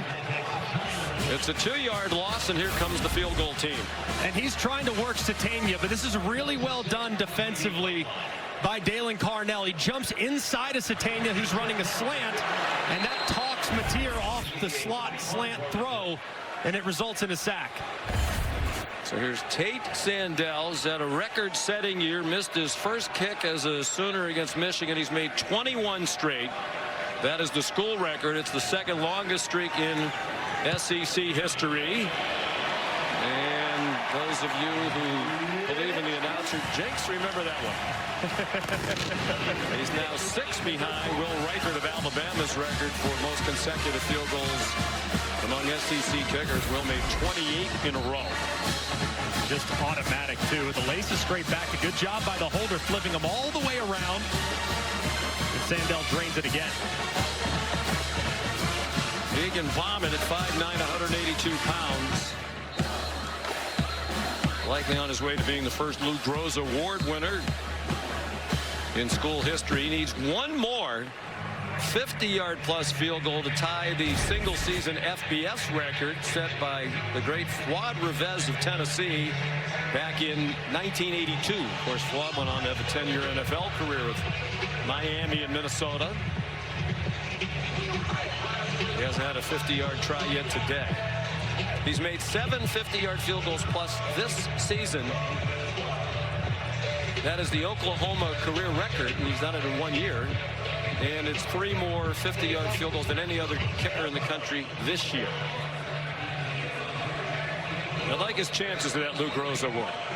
I think he's a lock. And the average make has been 42 yards. So he's not making one after another of chip shots. His average make of the 22 in a row has been 42 yards. Think about how close some of those games have been, too. I mean, without his performance against Tennessee or Alabama, they might not win the game. So, I mean, he has single-handedly contributed to victories this year. You don't say that very often for a kicker. We see it over and over again in college football, particularly in this conference. So many one-score games. And the kicker is critically important. And Sandell kicks the touchback. The defense isn't bad either. Well, they've done a great job of adjusting. If you try to defend Missouri, you're going to have your hands full. What you have to do is you have to attack Missouri, and that's what they did after the first drive. You see Owen Heineke here. The linebacker run through, sees a gap, runs through it, makes the play behind the line of scrimmage. Critical 3rd and goal. Boganowski in because Spears Jennings been a little banged up. He's on block. The one guy that has to make the play, and he does. They have become much more aggressive after the first drive, and it's led to much better and consistent defensive performance. Leading the nation in tackles for loss per game. And now leading the sacks as well. They were one behind A&M to start the day. 3-yard gain for Ahmad Hardy. 6 points allowed in the first half for Oklahoma. They've given up 75 first half points in 11 games, by far the fewest in the SEC. Alabama has given up 88 first half points. Pretty amazing, too. And when you think just how aggressive this group is, I think it takes offenses a while to kind of figure them out. By that point, it might be too late. Bo Pribula in his return is 11 out of 15, most of them short throws. This is longer, all kinds of contact, and a flag thrown. Donovan Olubade was the intended receiver. Eli Bowen was there for the Sooners. Pass interference on the defense, number 23. 15-yard penalty from the previous spot, automatic first down. Trying to challenge the 5'9" Bowen on the outside with Olubade, who's got great length, and you see the left hand grabbing, and Olubade's trying to push off, but on an underthrown deep ball, it's so hard on the defender because the receiver can see it, he can adjust to it, and oftentimes the defender has no choice but to grab a piece of him. Bowen had a huge play in their win at Alabama last weekend, an 87-yard interception return for a touchdown. The OU defense has scored a touchdown in each of the previous 2 games. From the 43 out of the pistol, Bo Pribula fake to Ahmad Hardy. He's going deep. That ball's underthrown and incomplete. Trying to get it to Marquise Johnson, who got behind the defense, including Eli's brother Peyton Bowen. This ball way underthrown, and it forces the speedster Johnson to try to come back and make a play on it, but that time I feel like Bowen did a better job, not the same Bowen, a better job of trying to play the ball. Look at his eyes all the way through. He's trying to play the ball. That's why it didn't result in the flag, and it was nearly intercepted. And also nearly caught at the very end by Johnson, their second leading receiver. Dickinson, Texas. Hardy. Nothing doing. Taylor Wine on his way to all conference honors. Now more pushing and shoving. Keegan Trost in the middle of it. The tackle. David Stone runs off for Oklahoma. He's fired up.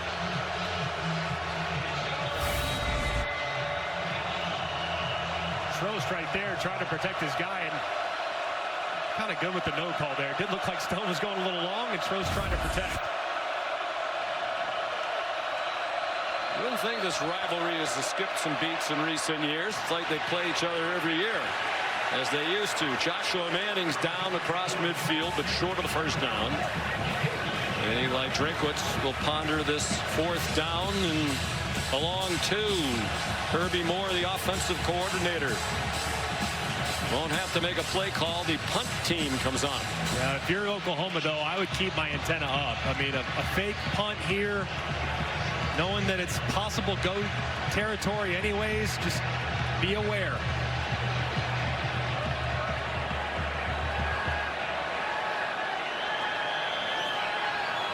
Wesselman does punt it. Fair catch made by Satania. 40-yard punt for the graduate student from Atlanta.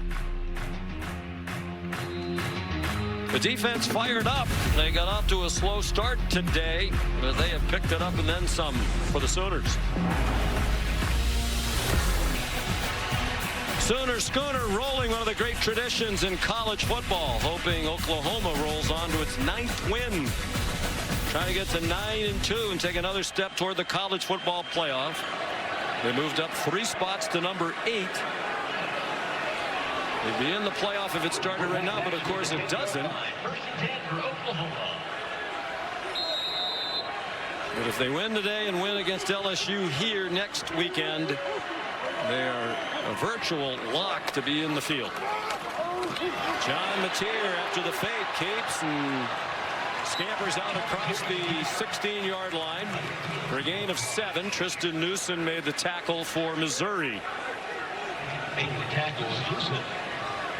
Newsom had a huge play in the game between these two teams last year in Columbia. And Mateer escapes to his right, and with pressure coming from Josiah Trotter, he threw it away. Last year they were tied in the final half minute of the game, and Newsom had a strip sack of Jackson Arnold, and it was picked up by Zion Young and run in for a 17-yard touchdown with 22 seconds to go to give Missouri a wild win.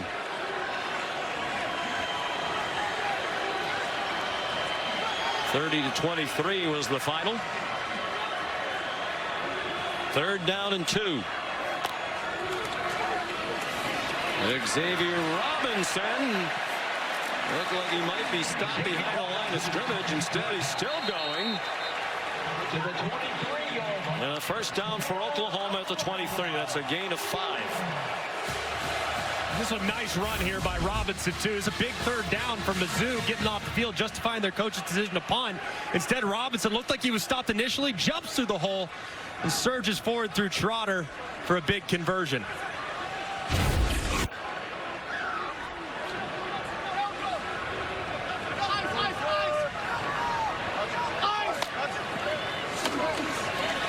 On first down, Mateer to the sideline to Kanak. Stayed in bounds. And finally out of bounds at the 40-yard line for a 17-yard gain and another first down. What footwork there by Kanak. The converted linebacker to tight end has not been as much of the offense recently. Still very effective in the run game, but man, how about the footwork on the sideline, giving himself just enough room to cut back inside.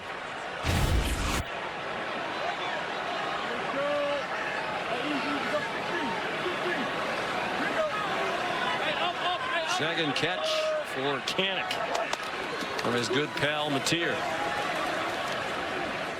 Xavier Robinson more than midway through the 3rd quarter now, picks up 3. Oklahoma just needs to continue to chip away. They've been a big play run team all throughout the season. As far as the down in, down out production, not great running the football. But it feels like at any moment they could bust one with how aggressive Missouri's been along the front.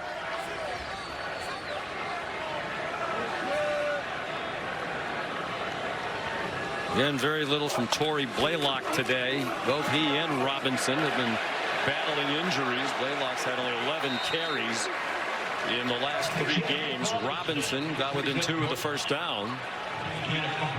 Blaylock was terrific at the beginning of the year as a true freshman. Ben Arbuckle told us yesterday Robinson got hurt and missed just about all the fall camp. And he's clearly not feeling great as he comes off to the sideline here. And had he stayed healthy, he would have been the featured back. So here's Blaylock back in. They're 4 for their last 5 on 3rd down. 5 out of 9 for the game. They need 2. Mateer, deep ball, single coverage.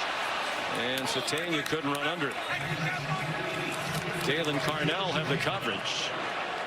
Catania is already over 100 yards receiving for the game with 109 on 3 catches. And this is one I thought Catania was going to grab. He jumped just a little bit too early as the ball just sailed ever so slightly over his fingertips. And man, that's a very, very close play that you'd love your receiver to lay out and try to make a play on. Quarterbacks always blaming it on the receivers. Well, if it hits the hands, that's a drop, right? No? Maybe. Sometimes. I think the receivers would say if the quarterback put it in a little bit better spot, you wouldn't have to lunge for it. Grayson Miller's punt goes out of bounds. Just in the nick of time for Greg, who was about to thoroughly lose the argument. Just a 30-yard punt. Under 6 to go, third quarter. 17-6, Oklahoma. When we're finished here in Norman, we head to Austin. Arch Manning and the Texas Longhorns taking on Arkansas. Arch's numbers have come up. That loss last weekend in Georgia was crushing. They need to win out, including Friday night against Texas A&M, a game we'll have 40 in prime time. And then hope for a lot of help. Chaos ahead of them. A lot of teams behind the Oklahoma Sooners in the CFP rankings cheering for Missouri today. That gap in time of possession is narrowing. And more than 8 minutes of possession on the opening drive of the game that ended in a field goal. Bo Pribula spun down after a gain of 1. Here's Molly. Well, Sooners DN's coach Miguel Chavis coaches with passion and intensity, guys, firing up his group to take away opportunities on the edge, keep their running backs from turning the corner and gaining confidence. And he wanted them to lock in on the fact that Ahmad Hardy is at a relatively quiet day, warning them not to let him get momentum. So they're keying in on stopping Hardy here, guys. And they've done it very well. It seems Hardy isn't getting the ball much lately. He's rushed for just 53 yards. Pribula incomplete for Joshua Manning. Eli Bowen had the coverage. Referenced it. I mean, Hardy in the first 7 carries, he had 42 yards, 6 yards per. In the last 7, he has just 11 yards. So they have done a great job on the edges of this defense, coached by Coach Chavis, setting that edge and not allowing him to get outside the tackles where big yardage is there to be had. They're 0 for their last 8 on third down.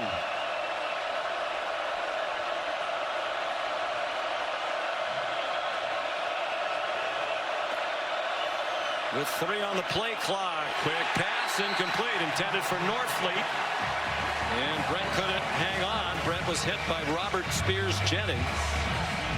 Players rave about Miguel Chavis. We talked to Taylor Wine, who's a much improved player. He gives a lot of the credit to Coach Chavis, and he also said he is a great role model off the field. Chavis played at Clemson. It's about a lot more than coaching football here. Yeah. There's a lot of life lessons. And it's Venables who sets the tone. He grew up in awful circumstances. And it's made him a very empathetic head coach. Catania makes the fair catch of a very short punt, just 30 yards from Wesselman. Venables, 54 years old. Grew up in Salina, Kansas. His dad left he and his family when he was basically an infant. And he endured a very rocky childhood. 4 stepdads, many of them abusive and alcoholic, and wound up at K-State as a walk-on. Very proud of his mom. She persevered, and later in life put herself through college to get a nursing degree. And he is a remarkable study in perseverance. Mateer, his quarterback, rolls and almost intercepted. Mose Phillips got his hands on it.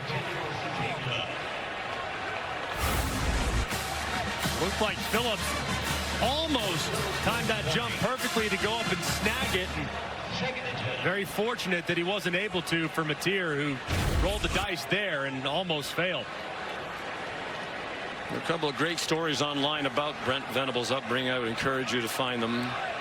But really remarkable. Went to Kansas State as a walk-on out of community college, recruited by Bob Stoops, who was an assistant at K-State at the time, to Bill Snyder. Venables really credits Stoops and Snyder for his development. Kind of said Owen Heineke reminds him of himself. We talked about his story earlier, just fighting for playing time. Venables went there as a walk-on, was frustrated that he never got in. He asked Jim Levitt, the linebacker coach, what do I need to do extra? He said, why don't you run the stairs in the stadium with your uniform on? Some of his teammates laughed at that, but an injury opened the door. He became a terrific linebacker at 124 tackles his senior year, and then pestered Bill Snyder every day. They had an open GA job, graduate assistant job. He said, I knocked on the door every day because Bob Stoops encouraged me to do it. The tier goes down. And finally, Bill Snyder said, I'm going to give him the opportunity, interim basis, no pay for 6 months. And Bob Stoops told him, that's a bunch of crap. You should tell him you want to get it. And he's like, nope, nope, nope. I just want the opportunity. He took it and run with it. He's coached under Stoops here at Oklahoma for many years. Went on to Clemson. One of the best assistant coaches there in the country. It's probably not a coincidence their program has fallen off a bit since he left. What an impressive man he is. He is. And I think his ability to relate to the player, meet them where they're at. And you can always tell the relationship that a coach has with his team by how hard they play for him. And it's always on display when you watch the Sooners. The punt by Grayson Miller goes into the end zone. You know, and Venables talks about you have 100+ players in your program, and you know a lot of them have endured or are enduring similar things that he endured, and we just barely scratched the surface. And telling you his life story, we really appreciate how open he was with us yesterday. But there's an intensity and there's a drive that comes from his past. Yeah, and it's on display. I mean, there's something about leaving it all out there, taking your chance, shooting your shot, and he does it all the time. It's remarkable, and it made us understand him so much more, how he doesn't take 1 second for granted that he's the head coach at Oklahoma. And man alive, did the players respond to his energy. Players love him. Man after man talks about how he sets the tone. Ahmad Hardy runs for 4. So he said when it was 3-0 Missouri, it felt like Oklahoma was fortunate to be that close. Now it kind of feels like Missouri's fortunate. They're down by 11, and it's getting to the time where they need to do something on offense. They cannot get the leading rusher in the country going. Hardy bounced off the hit of Heineke, turned it into a gain to the 25. One thing you haven't seen from Missouri in the last few drives is that naked bootleg. They've really done a great job of, in the secondary from Oklahoma, coming up and stopping the run. At some point, they need to fool them and get that bootleg out the backside.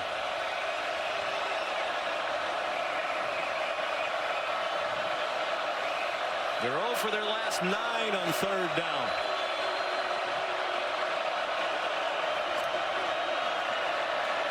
Tribula with room. That's deflected and almost intercepted. Heineke got his hands on it. There is a flag down. Ball was tipped, though, so if it is a pass interference, that the ball being tipped, contact's allowed. I'm sure they're discussing that now. Yes, and that's what Venables was signaling, as are the fans.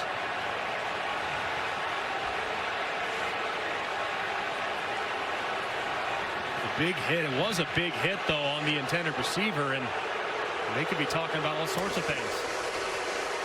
Personal foul with targeting number 13 on the defense. Previous play is on the video review. And that's it, because it's a defenseless player, whether it's tipped or not. And you need an indicator for targeting. Well, an indicator is a launch or a drop of the helmet, and with Coleman being defenseless, that drop of the helmet is an indicator, and I think it's the correct call. It's Reggie Powers. Matt Austin's had a couple of looks at it. Here comes another. Matt, what do you think? Yeah, Sean, I agree with Greg 100%. He goes out of his way to launch and get up into the head area. Definitely goes helmet to helmet. As Greg said, defenseless. This should be an easy targeting confirmed. Yeah, that's exactly what they're trying to get out of the game and have been for several years now. It's really just unnecessary, too, to launch. I mean, the ball's tipped up, and it's a big mistake. After video review, foul for targeting is upheld. Number 13 is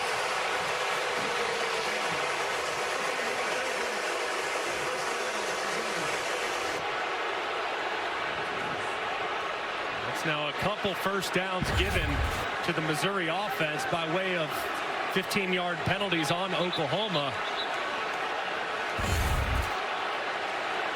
It's a huge mistake. It's a good call. Crowd's going crazy, but they're seeing it through crimson-colored glasses or don't understand the rules.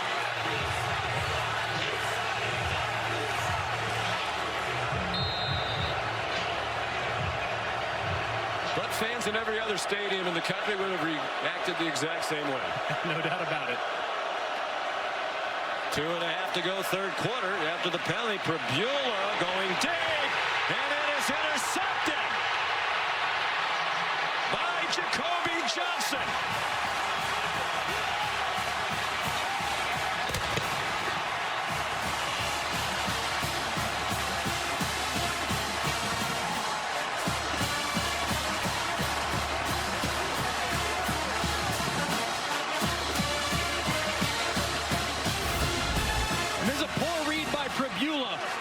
Receiver is motioning across. There's nobody to hold the flat, so you just see the defender dropping out underneath it the whole way. There's nothing keeping him down there underneath. He's able to play the over route from the very beginning and go up and make a play on the ball. Just a really poor read from Pribula trying to force one there. Second interception of the year for Johnson, junior from Mustang, Oklahoma. Xavier Robinson ahead for 3. They went through the first 4 games of the season without a takeaway despite playing outstanding defense. They've had 7 now in the last 3 games. It really felt like it was a matter of time, too. I mean, they had so many balls that just didn't bounce their way in the first half 8 games of the season. Now they're making all the plays. And that's been a huge difference maker. 3 takeaways each in the wins at Tennessee and at Alabama. Defensive touchdown in each of those games. Caden Helms the catch, their backup tight end, for 6 yards and a first down. And those quick throws into the flat have been there really all throughout the game. They've got a nice run after catch as well, so they can continue to just lean on that if Missouri's playing soft on the outside.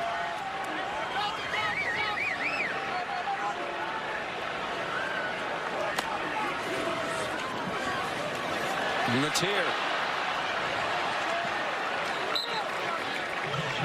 to the 38-yard line.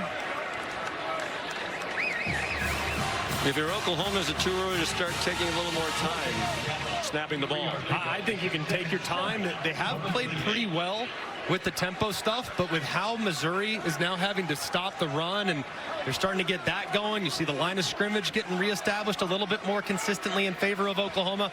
I kind of slow it down and lean on your big physical run game.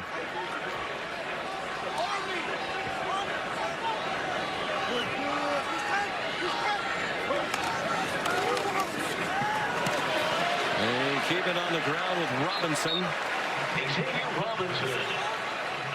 Hasn't been a prolific rushing day again today for Oklahoma. Just 51 yards on the ground. That one got 6. Put it in a 3rd down and short. A long one for Ben Arbuckle. You can expect them to continue to lean on the ground. I expect tight coverage, man coverage on the outside. Quarterback run would be something I'm looking at here, especially to the left-hand side with only a couple Missouri defenders. We don't have to snap it again in this quarter. And they're not going to.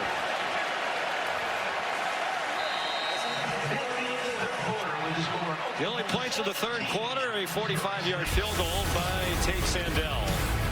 On to the 4th we go. Oklahoma leading 17-6 over Missouri. Our presentation of college football on ABC returns after this message and a word from our ABC stations.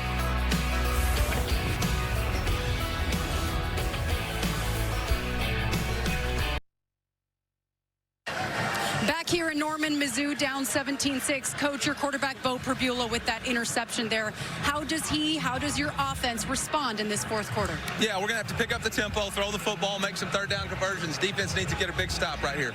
Thank you, Coach. MIC. Pribula hoping that defense can get that stop on a 3rd down and 1 for Oklahoma from its own 44, leading 17-6. Missouri had only 2 first downs in the 3rd quarter. And they get the stop. Robinson driven back. He actually lost a yard.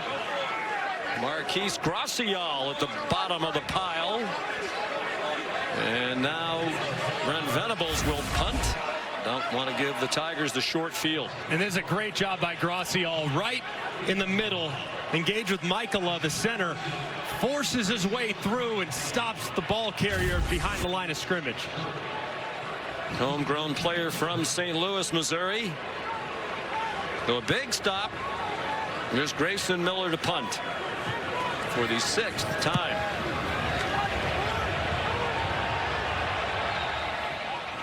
Thought for a moment Coleman was going to make a fair catch at the 4-yard line, which would not be surprising in this day and age of college football. We see it over and over again.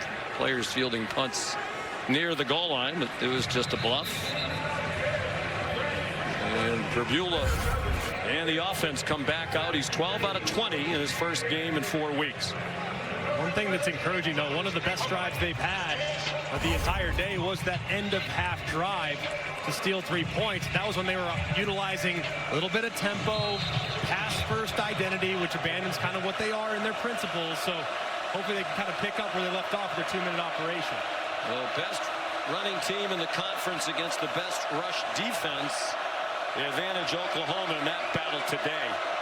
Just 79 yards rushing for Mizzou. And 42 of those were on the opening drive that ended with a field goal. Pribula trying to find somewhere to hide, and he can't. Adebawara made the sack. The 3rd of the day for Oklahoma. That was really a covered sack. Just excellent work. There's really nobody open. And as Adebawara starts up, stays high, and then immediately retreats and makes the play on Pribula, but that one should be credited to secondary.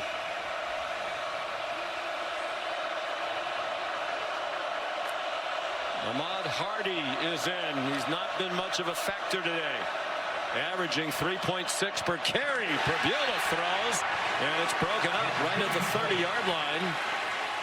Kendall Daniels knocked it away from Kevin Coleman. Ball thrown just a little bit behind Coleman, and that's what allowed Daniels to get that long left arm in to break up the pass. Another just slight miss from Pribula, who's showing a little rust. 83,541 here. That's well over the listed capacity.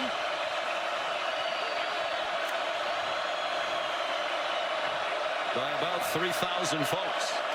Oh, for their last 9 on 3rd down. They have a long yardage all day. And that one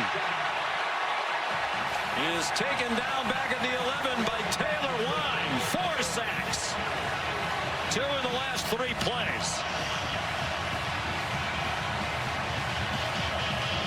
Wine will get credit, but it's really Halton who slides inside that kind of blows up the pocket. He slides inside, forces Pribula out to his left, where Wine's able to clean it up. So Wesselman punts under 13 minutes to go. This is his 6th punt. And a good one high. And a fair catch made by Satania at the 43. 46-yard punt. Nowhere to go for Pribula.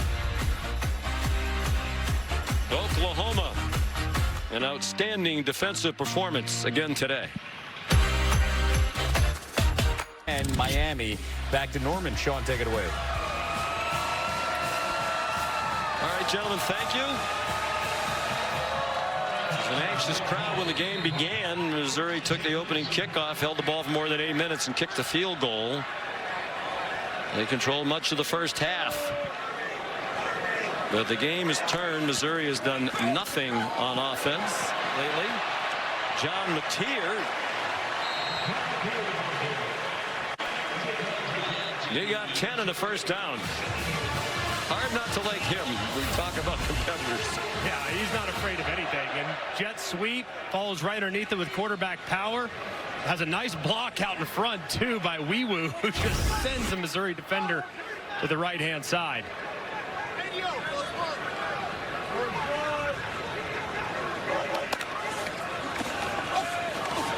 Matier steps up. He's going to get what he can. He's swung down by Nicholas Rodriguez, the sophomore from Miami. Held it to a 2-yard gain. Harbaugh tried to steal one there, going for the jugular with all the momentum on the side of the Sooners, but it's the run game that has really elevated this offense in the second half. Not a ton of points to show for it, but they're leaning on this Missouri defense and starting to pay some dividends.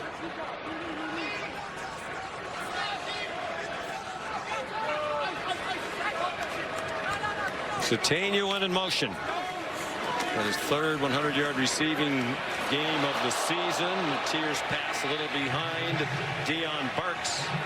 Rodriguez there again with help from Dalen Carnell.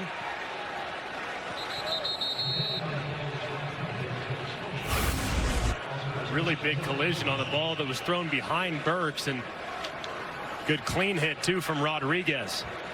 And here with your outstanding field goal kicker, I mean, you're thinking, all right, I got to get 6 or 7 to give us a chance to either kick it or go for it on 4th down. Don't have to get it all. Ben Arbuckle did tell us yesterday the fact they have such a terrific field goal kicker has factored into some of his play calls, particularly when it's 3rd and longer than this. He said, okay, rather than try to get the first down, let's just make it a field goal attempt for Sandell because it's virtually a guaranteed 3 points. Matier throws it out of bounds. The officials are going to talk here about a possible intentional grounding. Chris McClellan. I don't think he ever got outside the tackle box, and there's nobody home over there. And apparently they're not going to throw a flag. After a brief conversation, the official on the far sideline came running toward the referee. Santana Banner is the injured player for Oklahoma. Excuse me, for Missouri. Important member of their secondary. Transfer from Northern Illinois. Timeout, 11.5 to go. An 11-point lead for the Sooners.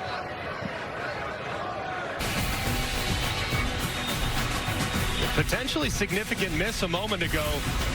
As Matier was trying to throw the ball away, here's the tackle box.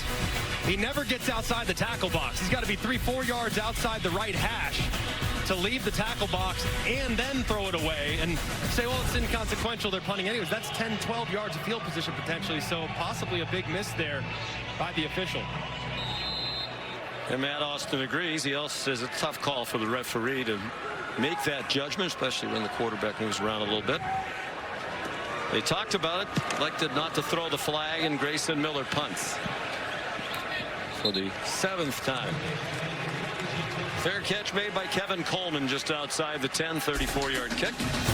Tuesday, the exclusive reveal of the next college football playoff top 25 rankings. Reese, Greg, and the nameless guys will break down and react to the 12-team field plus a live interview. Do you want to mention who the guys are? What does it change week to week? No, actually, this week I'm not with them. It's going to be Booger McFarland, Joey Galloway, and Dusty Dvorak will do a fantastic job. Okay. This upcoming so you're Tuesday. getting credit even when you're not there. Yes. The chairman will be there, Hunter Yurachek. That's 7 p.m. on ESPN and the all-new ESPN app. Do you have it in your deal? You have to be in the promo whether you're actually there or not? Correct. It's a good deal. Yes. Here's Pribula. Tucks down with a 1-yard gain. For Missouri in this half, 4 plays and a punt, 3 plays and a punt, 3 plays and an interception, 3 plays and a punt. For a total of 7 yards, plus that one will give them 8. Have any chance of climbing back, the protection needs to be better than it's been so far. Both first downs have come on penalties. That one looked like it slipped out of Pribula's hand. The general direction of Joshua Manning. Definitely slipped down because that ball looked like it was airmailed, as you can see right here as he's releasing it. just comes out very strange off the right-hand side. It looked like the rotation's supposed to come off your index finger. That one came off the middle finger. As a result, just a bit outside.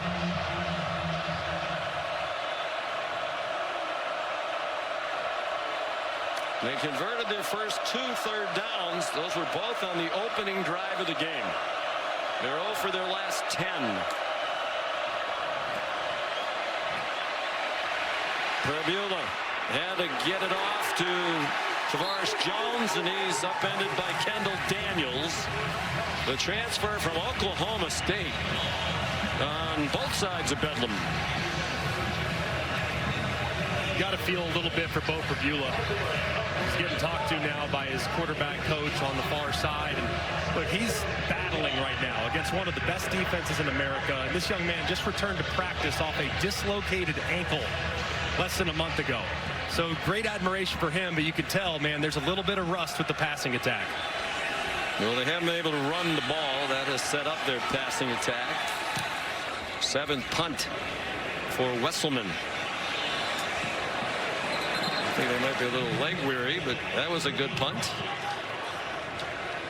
51 yards. Well, here's a look at the college football rankings that were unveiled this past Tuesday night, brought to us by Verbo. Ohio State still number 1, Indiana 2. A&M remained at 3 after the close call against South Carolina. And Georgia moved up to number 4 after Alabama's loss. Alabama dropped all the way down to 10 and in danger of not making it. They cannot afford to slip up against Auburn.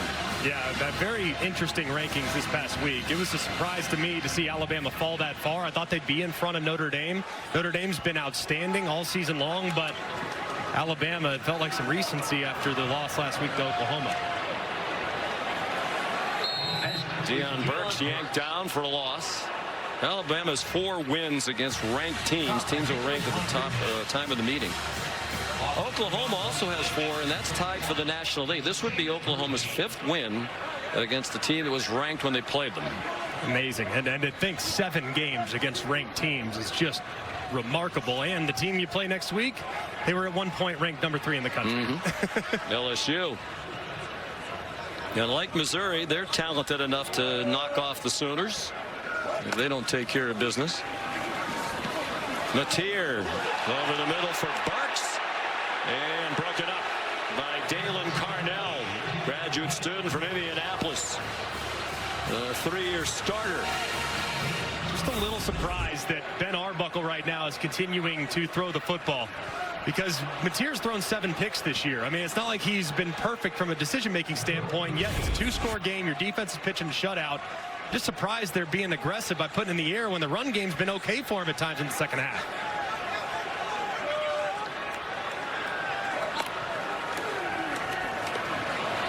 Quarterback run game has been effective. It's a lot to ask on 3rd and 13 for Mateer to get to the stick. He did not. Some of the fans booing the play calling. I guess that would be the question. The offense has fallen off. Should Oklahoma make it to the playoff? Are they good enough on offense? They're terrific on defense. They're incredible on defense, and you can always win with defense, but they got to find a way to create big plays. And right now, those big plays have been absent. And if you look at the numbers for Mateer on throws that travel 10+ yards downfield, 15+ yards downfield, very, very underwhelming. So you got to get that resolved because they have great juice at wide receiver. Well, with plenty of practice, these punters are now booming the ball back and forth like a ping pong match of punts. That one's 52 yards for Grayson Miller. Defense prevailing, 8.5 away from another victory for Brent Venables if they can hang on to an 11-point lead.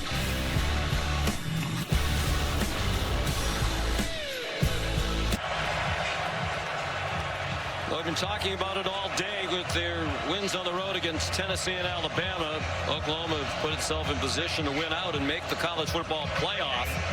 They win at 8, beat LSU here next week. 98% chance. I can't imagine what would have to happen in the 2% for them not to make it. They're already 8th. This will be their 5th win against a ranked opponent. The committee's also said they're factoring that they had a couple of losses when Mateer had just come back from thumb surgery. Ahmad Hardy has been held under 100 only 3 times this season coming in. This is about to be 4 unless he can break one. 1 yard loss there. 57 yards rushing on 17 carries.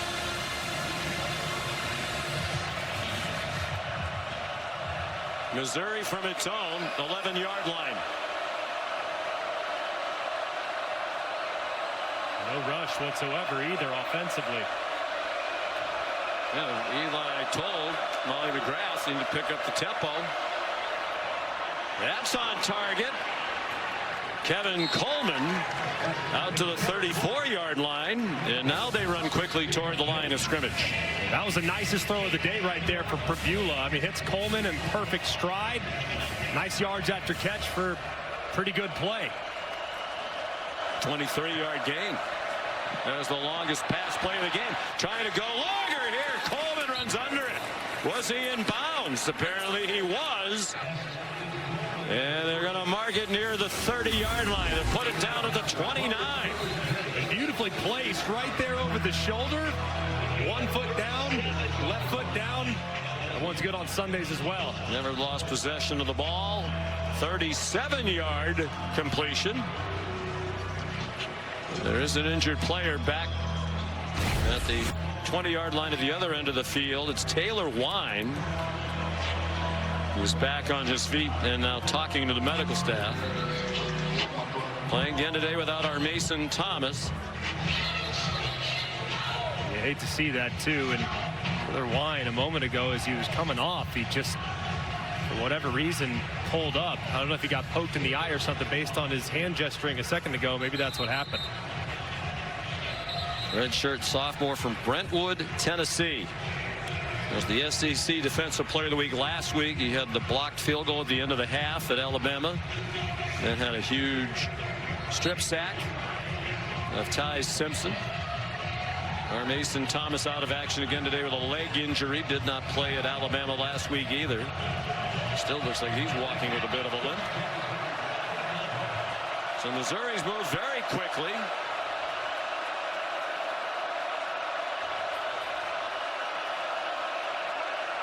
Seven minutes to go.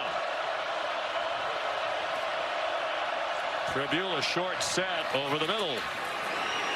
3 straight for Kevin Coleman, the transfer from Mississippi State. A 5-yard gain there.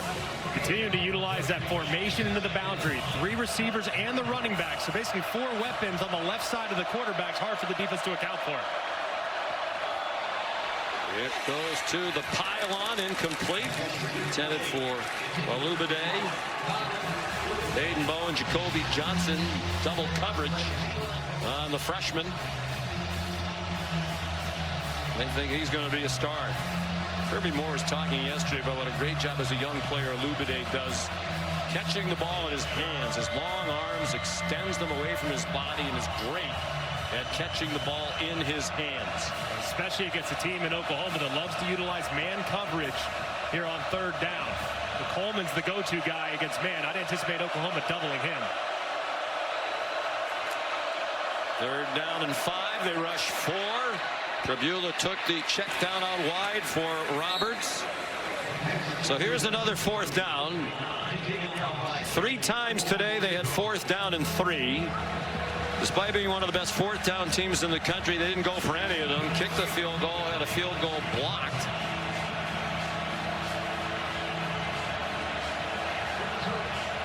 Didn't make it the 3rd time either, but now they have to go for this 4th down and 2. I'd anticipate run here from Missouri's offense. Sideline warning against Oklahoma's bench.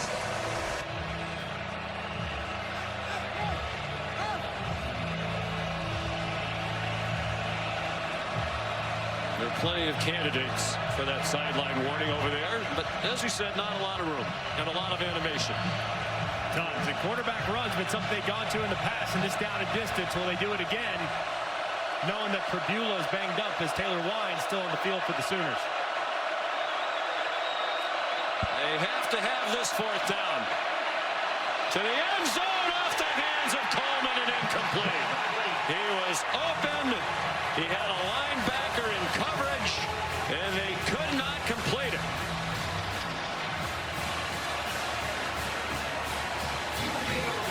And man, what a missed opportunity for the Sooners. Ball's thrown just ever so slightly upfield, and Coleman can't quite adjust over the top enough to reel it in. Love in a perfect world for that ball to be thrown nice and lofted to the back left pylon. Instead, it's just the tiniest bit off the mark, and Pribula knows they missed a golden opportunity. So after not going for it 3 times, kicked a field goal, missed a field goal, had it blocked, and punted. They had to go for that 4th down. 4th and 2 was there for a touchdown. Throw a little bit high, but Coleman, who was tremendous on the drive, couldn't snag it. And Oklahoma will likely play offense like they're trying to kill the clock. Mateer across the line of scrimmage, and that's about it. Under 5.5 to go. And more of the same here today for Missouri. They're 7-0 against unranked teams, 0-3 against ranked teams. Just a game of misses, too. I mean, they've had a couple missed opportunities, and Oklahoma's made the massive plays that can turn the game on its head.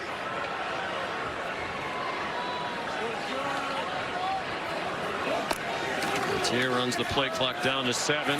Xavier Robinson tackled by Rodriguez, who's had a nice second half. Missouri started the year 5-0. All those games at home. They played the first 6 games of the year at home for the first time in school history.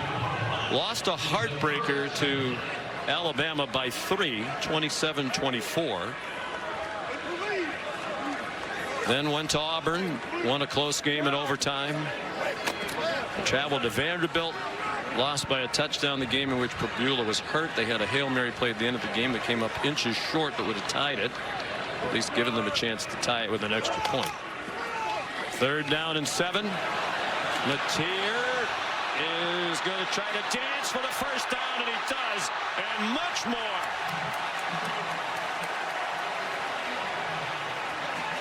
14-yard run. That's been their best offense here in the second half. John Mateer either design runs or making something happen when his number wasn't called. Yeah, and it's a great job, too, by his running back, Robinson, who gets just enough of Darius Smith, who's on the quarterback spy. He sets a bit of a pick. Mateer's able to cut back inside, make one guy miss, and then he has enough and gives himself up smartly and avoids the contact.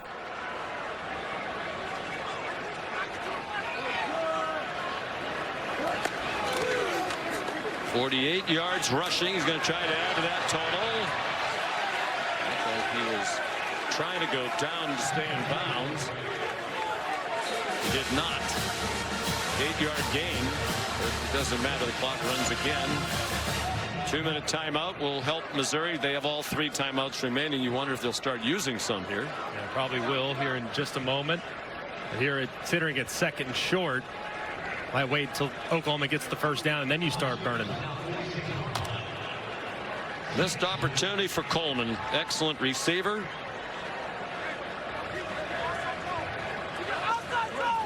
The pistol now with under 3 minutes to go. Robinson gets the first down. Before his forward progress was stopped. Josiah Trotter with help from Santana Banner. 3-yard gain, and reality setting in for Pribula and the Tigers. And you got to tip your cap to that young man. I mean, I know it hasn't been perfect. There have been some misses. There have been some close calls, but to be back on the field competing as quickly as he has, knowing he's just practiced for a few days, it says an awful lot about that young man's competitiveness.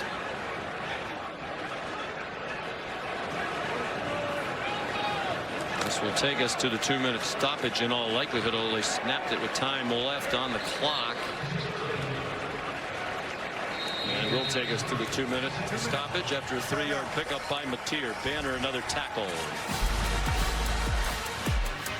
Missouri running out of time.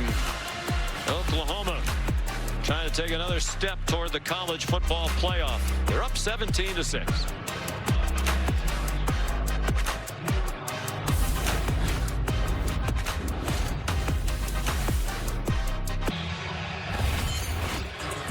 Just moments away from the start of the second game of our triple header. Ryan Wingo and the Texas Longhorns ready to host Arkansas in beautiful Austin, Texas.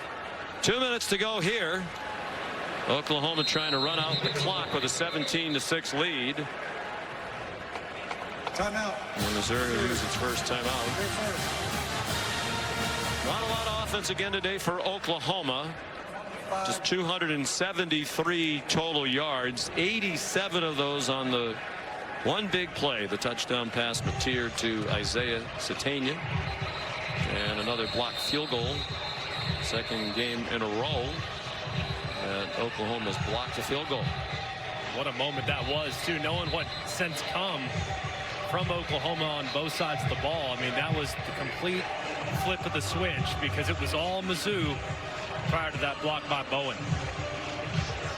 And the defense did a great job on Ahmad Hardy. The nation's leading rusher came in averaging over 134 yards per game. He had 57 today. He had 43 yards on their opening drive. And just 11 yards on 14 yards rather on 11 carries thereafter. Xavier Robinson. Mizzou used its second timeout, one remaining, 3-yard gain. Missouri.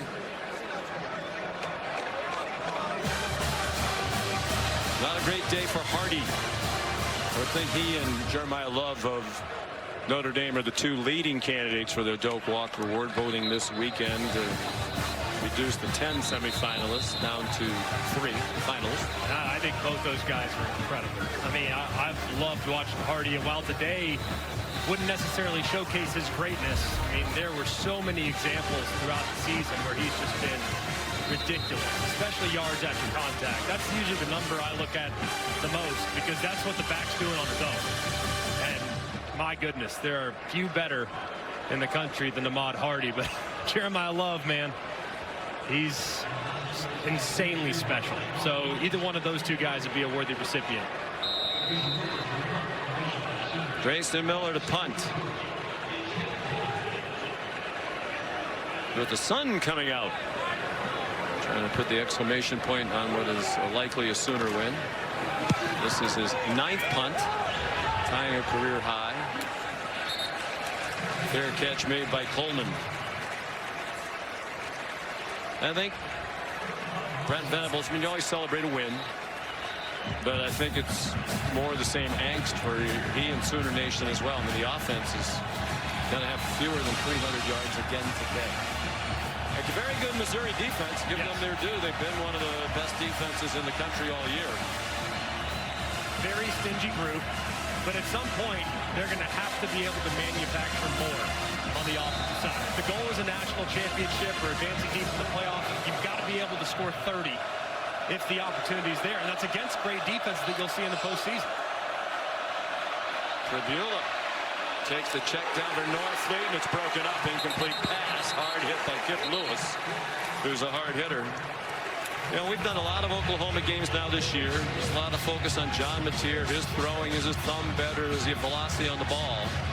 They're not putting up the same kind of numbers they put up at the beginning of the year before he got hurt. But as we do all these games, when do you see receivers running open? Every now and then Satania does, or he has run after the catch, but nobody else. It's not like, wow, they have guys running free all over the place and they're just not hitting the passes. They don't have people open downfield. Yeah, and they're not an overly big wide receiver group with the exception of Gibson. So they don't have guys that can really go up all the time and make those contested catches that require girth at wide receiver. Tribula put it up for grabs. A catch by Coleman. Very nice catch in traffic for a 26-yard gain. 26 yards on that one. I think this Oklahoma team, though, I mean, yes, it'll be a unique path to victory, but there's not a team out there right now that wants to see this defense. No. And this defensive line, a reminder, the last 2 games against good quality ranked competition, they did so without arguably their best defensive player in R. Mason Thomas. 7 catches for 115 for Coleman, but he'll rue the one he couldn't catch in the end zone on their last possession. Tribula hit as he threw. It's an incomplete pass. Hit by David Stone. We saw the bracket from this past ranking. The playoff began today. They'd host Notre Dame here. That'd be a pretty appealing matchup. I think be a few people watching that one. It's important for them to play a game here. If they win next week, you would think they would be one of those teams hosting a first-round game. And knowing that they're not playing the conference championship game, that winning with some style points would be beneficial to lock down that home playoff game, they're too. kind of in the best possible situation, right? Win out and you're in. You don't have to worry about playing a conference championship game. Jamal Roberts running for the sideline, couldn't get there. Great tackle just shy of the boundary by Owen Heineke. Stopped it for a 7-yard gain. And kept it in bounds. So the clock's going to run under a minute by the time they snap it again. On target, Pribula to Lubende for a first down to the 46. 13-yard gain. Given the challenges of Missouri's kicking game, some teams would opt to take the field goal, onside kick, throw a Hail Mary. But man, the kickers have been such a struggle. Do they do that? Probably not. Pribula down the hash marks well over the head of Coleman. Pribula's 20 for 35 for 234 and 1 interception. He's been sacked 4 times. Young man who had a hard decision to make around this time a year ago. Was at Penn State, a team that was heading to the college football playoff, but he was the backup. He knew he was going to go in the transfer portal. And he elected to go and not stay with the Nittany Lions. Talked about that decision yesterday. He was on a visit at Ole Miss when Penn State was hosting SMU. He said, I was in a meeting. I just told the Rebels I need to step out. I need to watch the Penn State game. He's happy he's here. He's not happy with that throw. Picked off to seal the game. Eli Bowen with his second interception in as many games. He's been a big playmaker. Had the blocked field goal earlier. Been a big couple of weeks for the Bowen family. Marvin Jones Jr. applied the heat. Now they'll have to take a knee and go to 9-2. Try to take care of business against LSU next weekend. And Oklahoma will be back in the college football playoff for the first time since it went to a 12-team field. That was last year. And better days ahead for Pribula. He does have another year of eligibility left. They have 1 game remaining at Arkansas.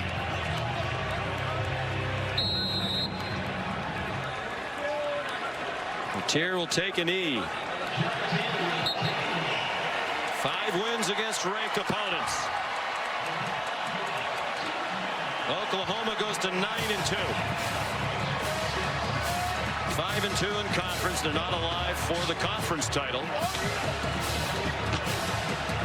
And the Sooners have now won 19 straight home games against Missouri dating back to 1966.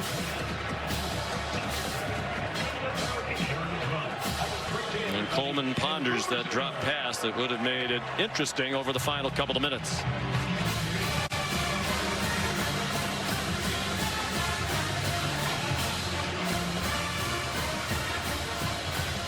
Just still such a gutsy performance from Oklahoma, man. I mean, this team just continues to impress me with their toughness, their physicality, and how opportunistic they've become the last couple weeks. It's been unbelievable. Here's Molly.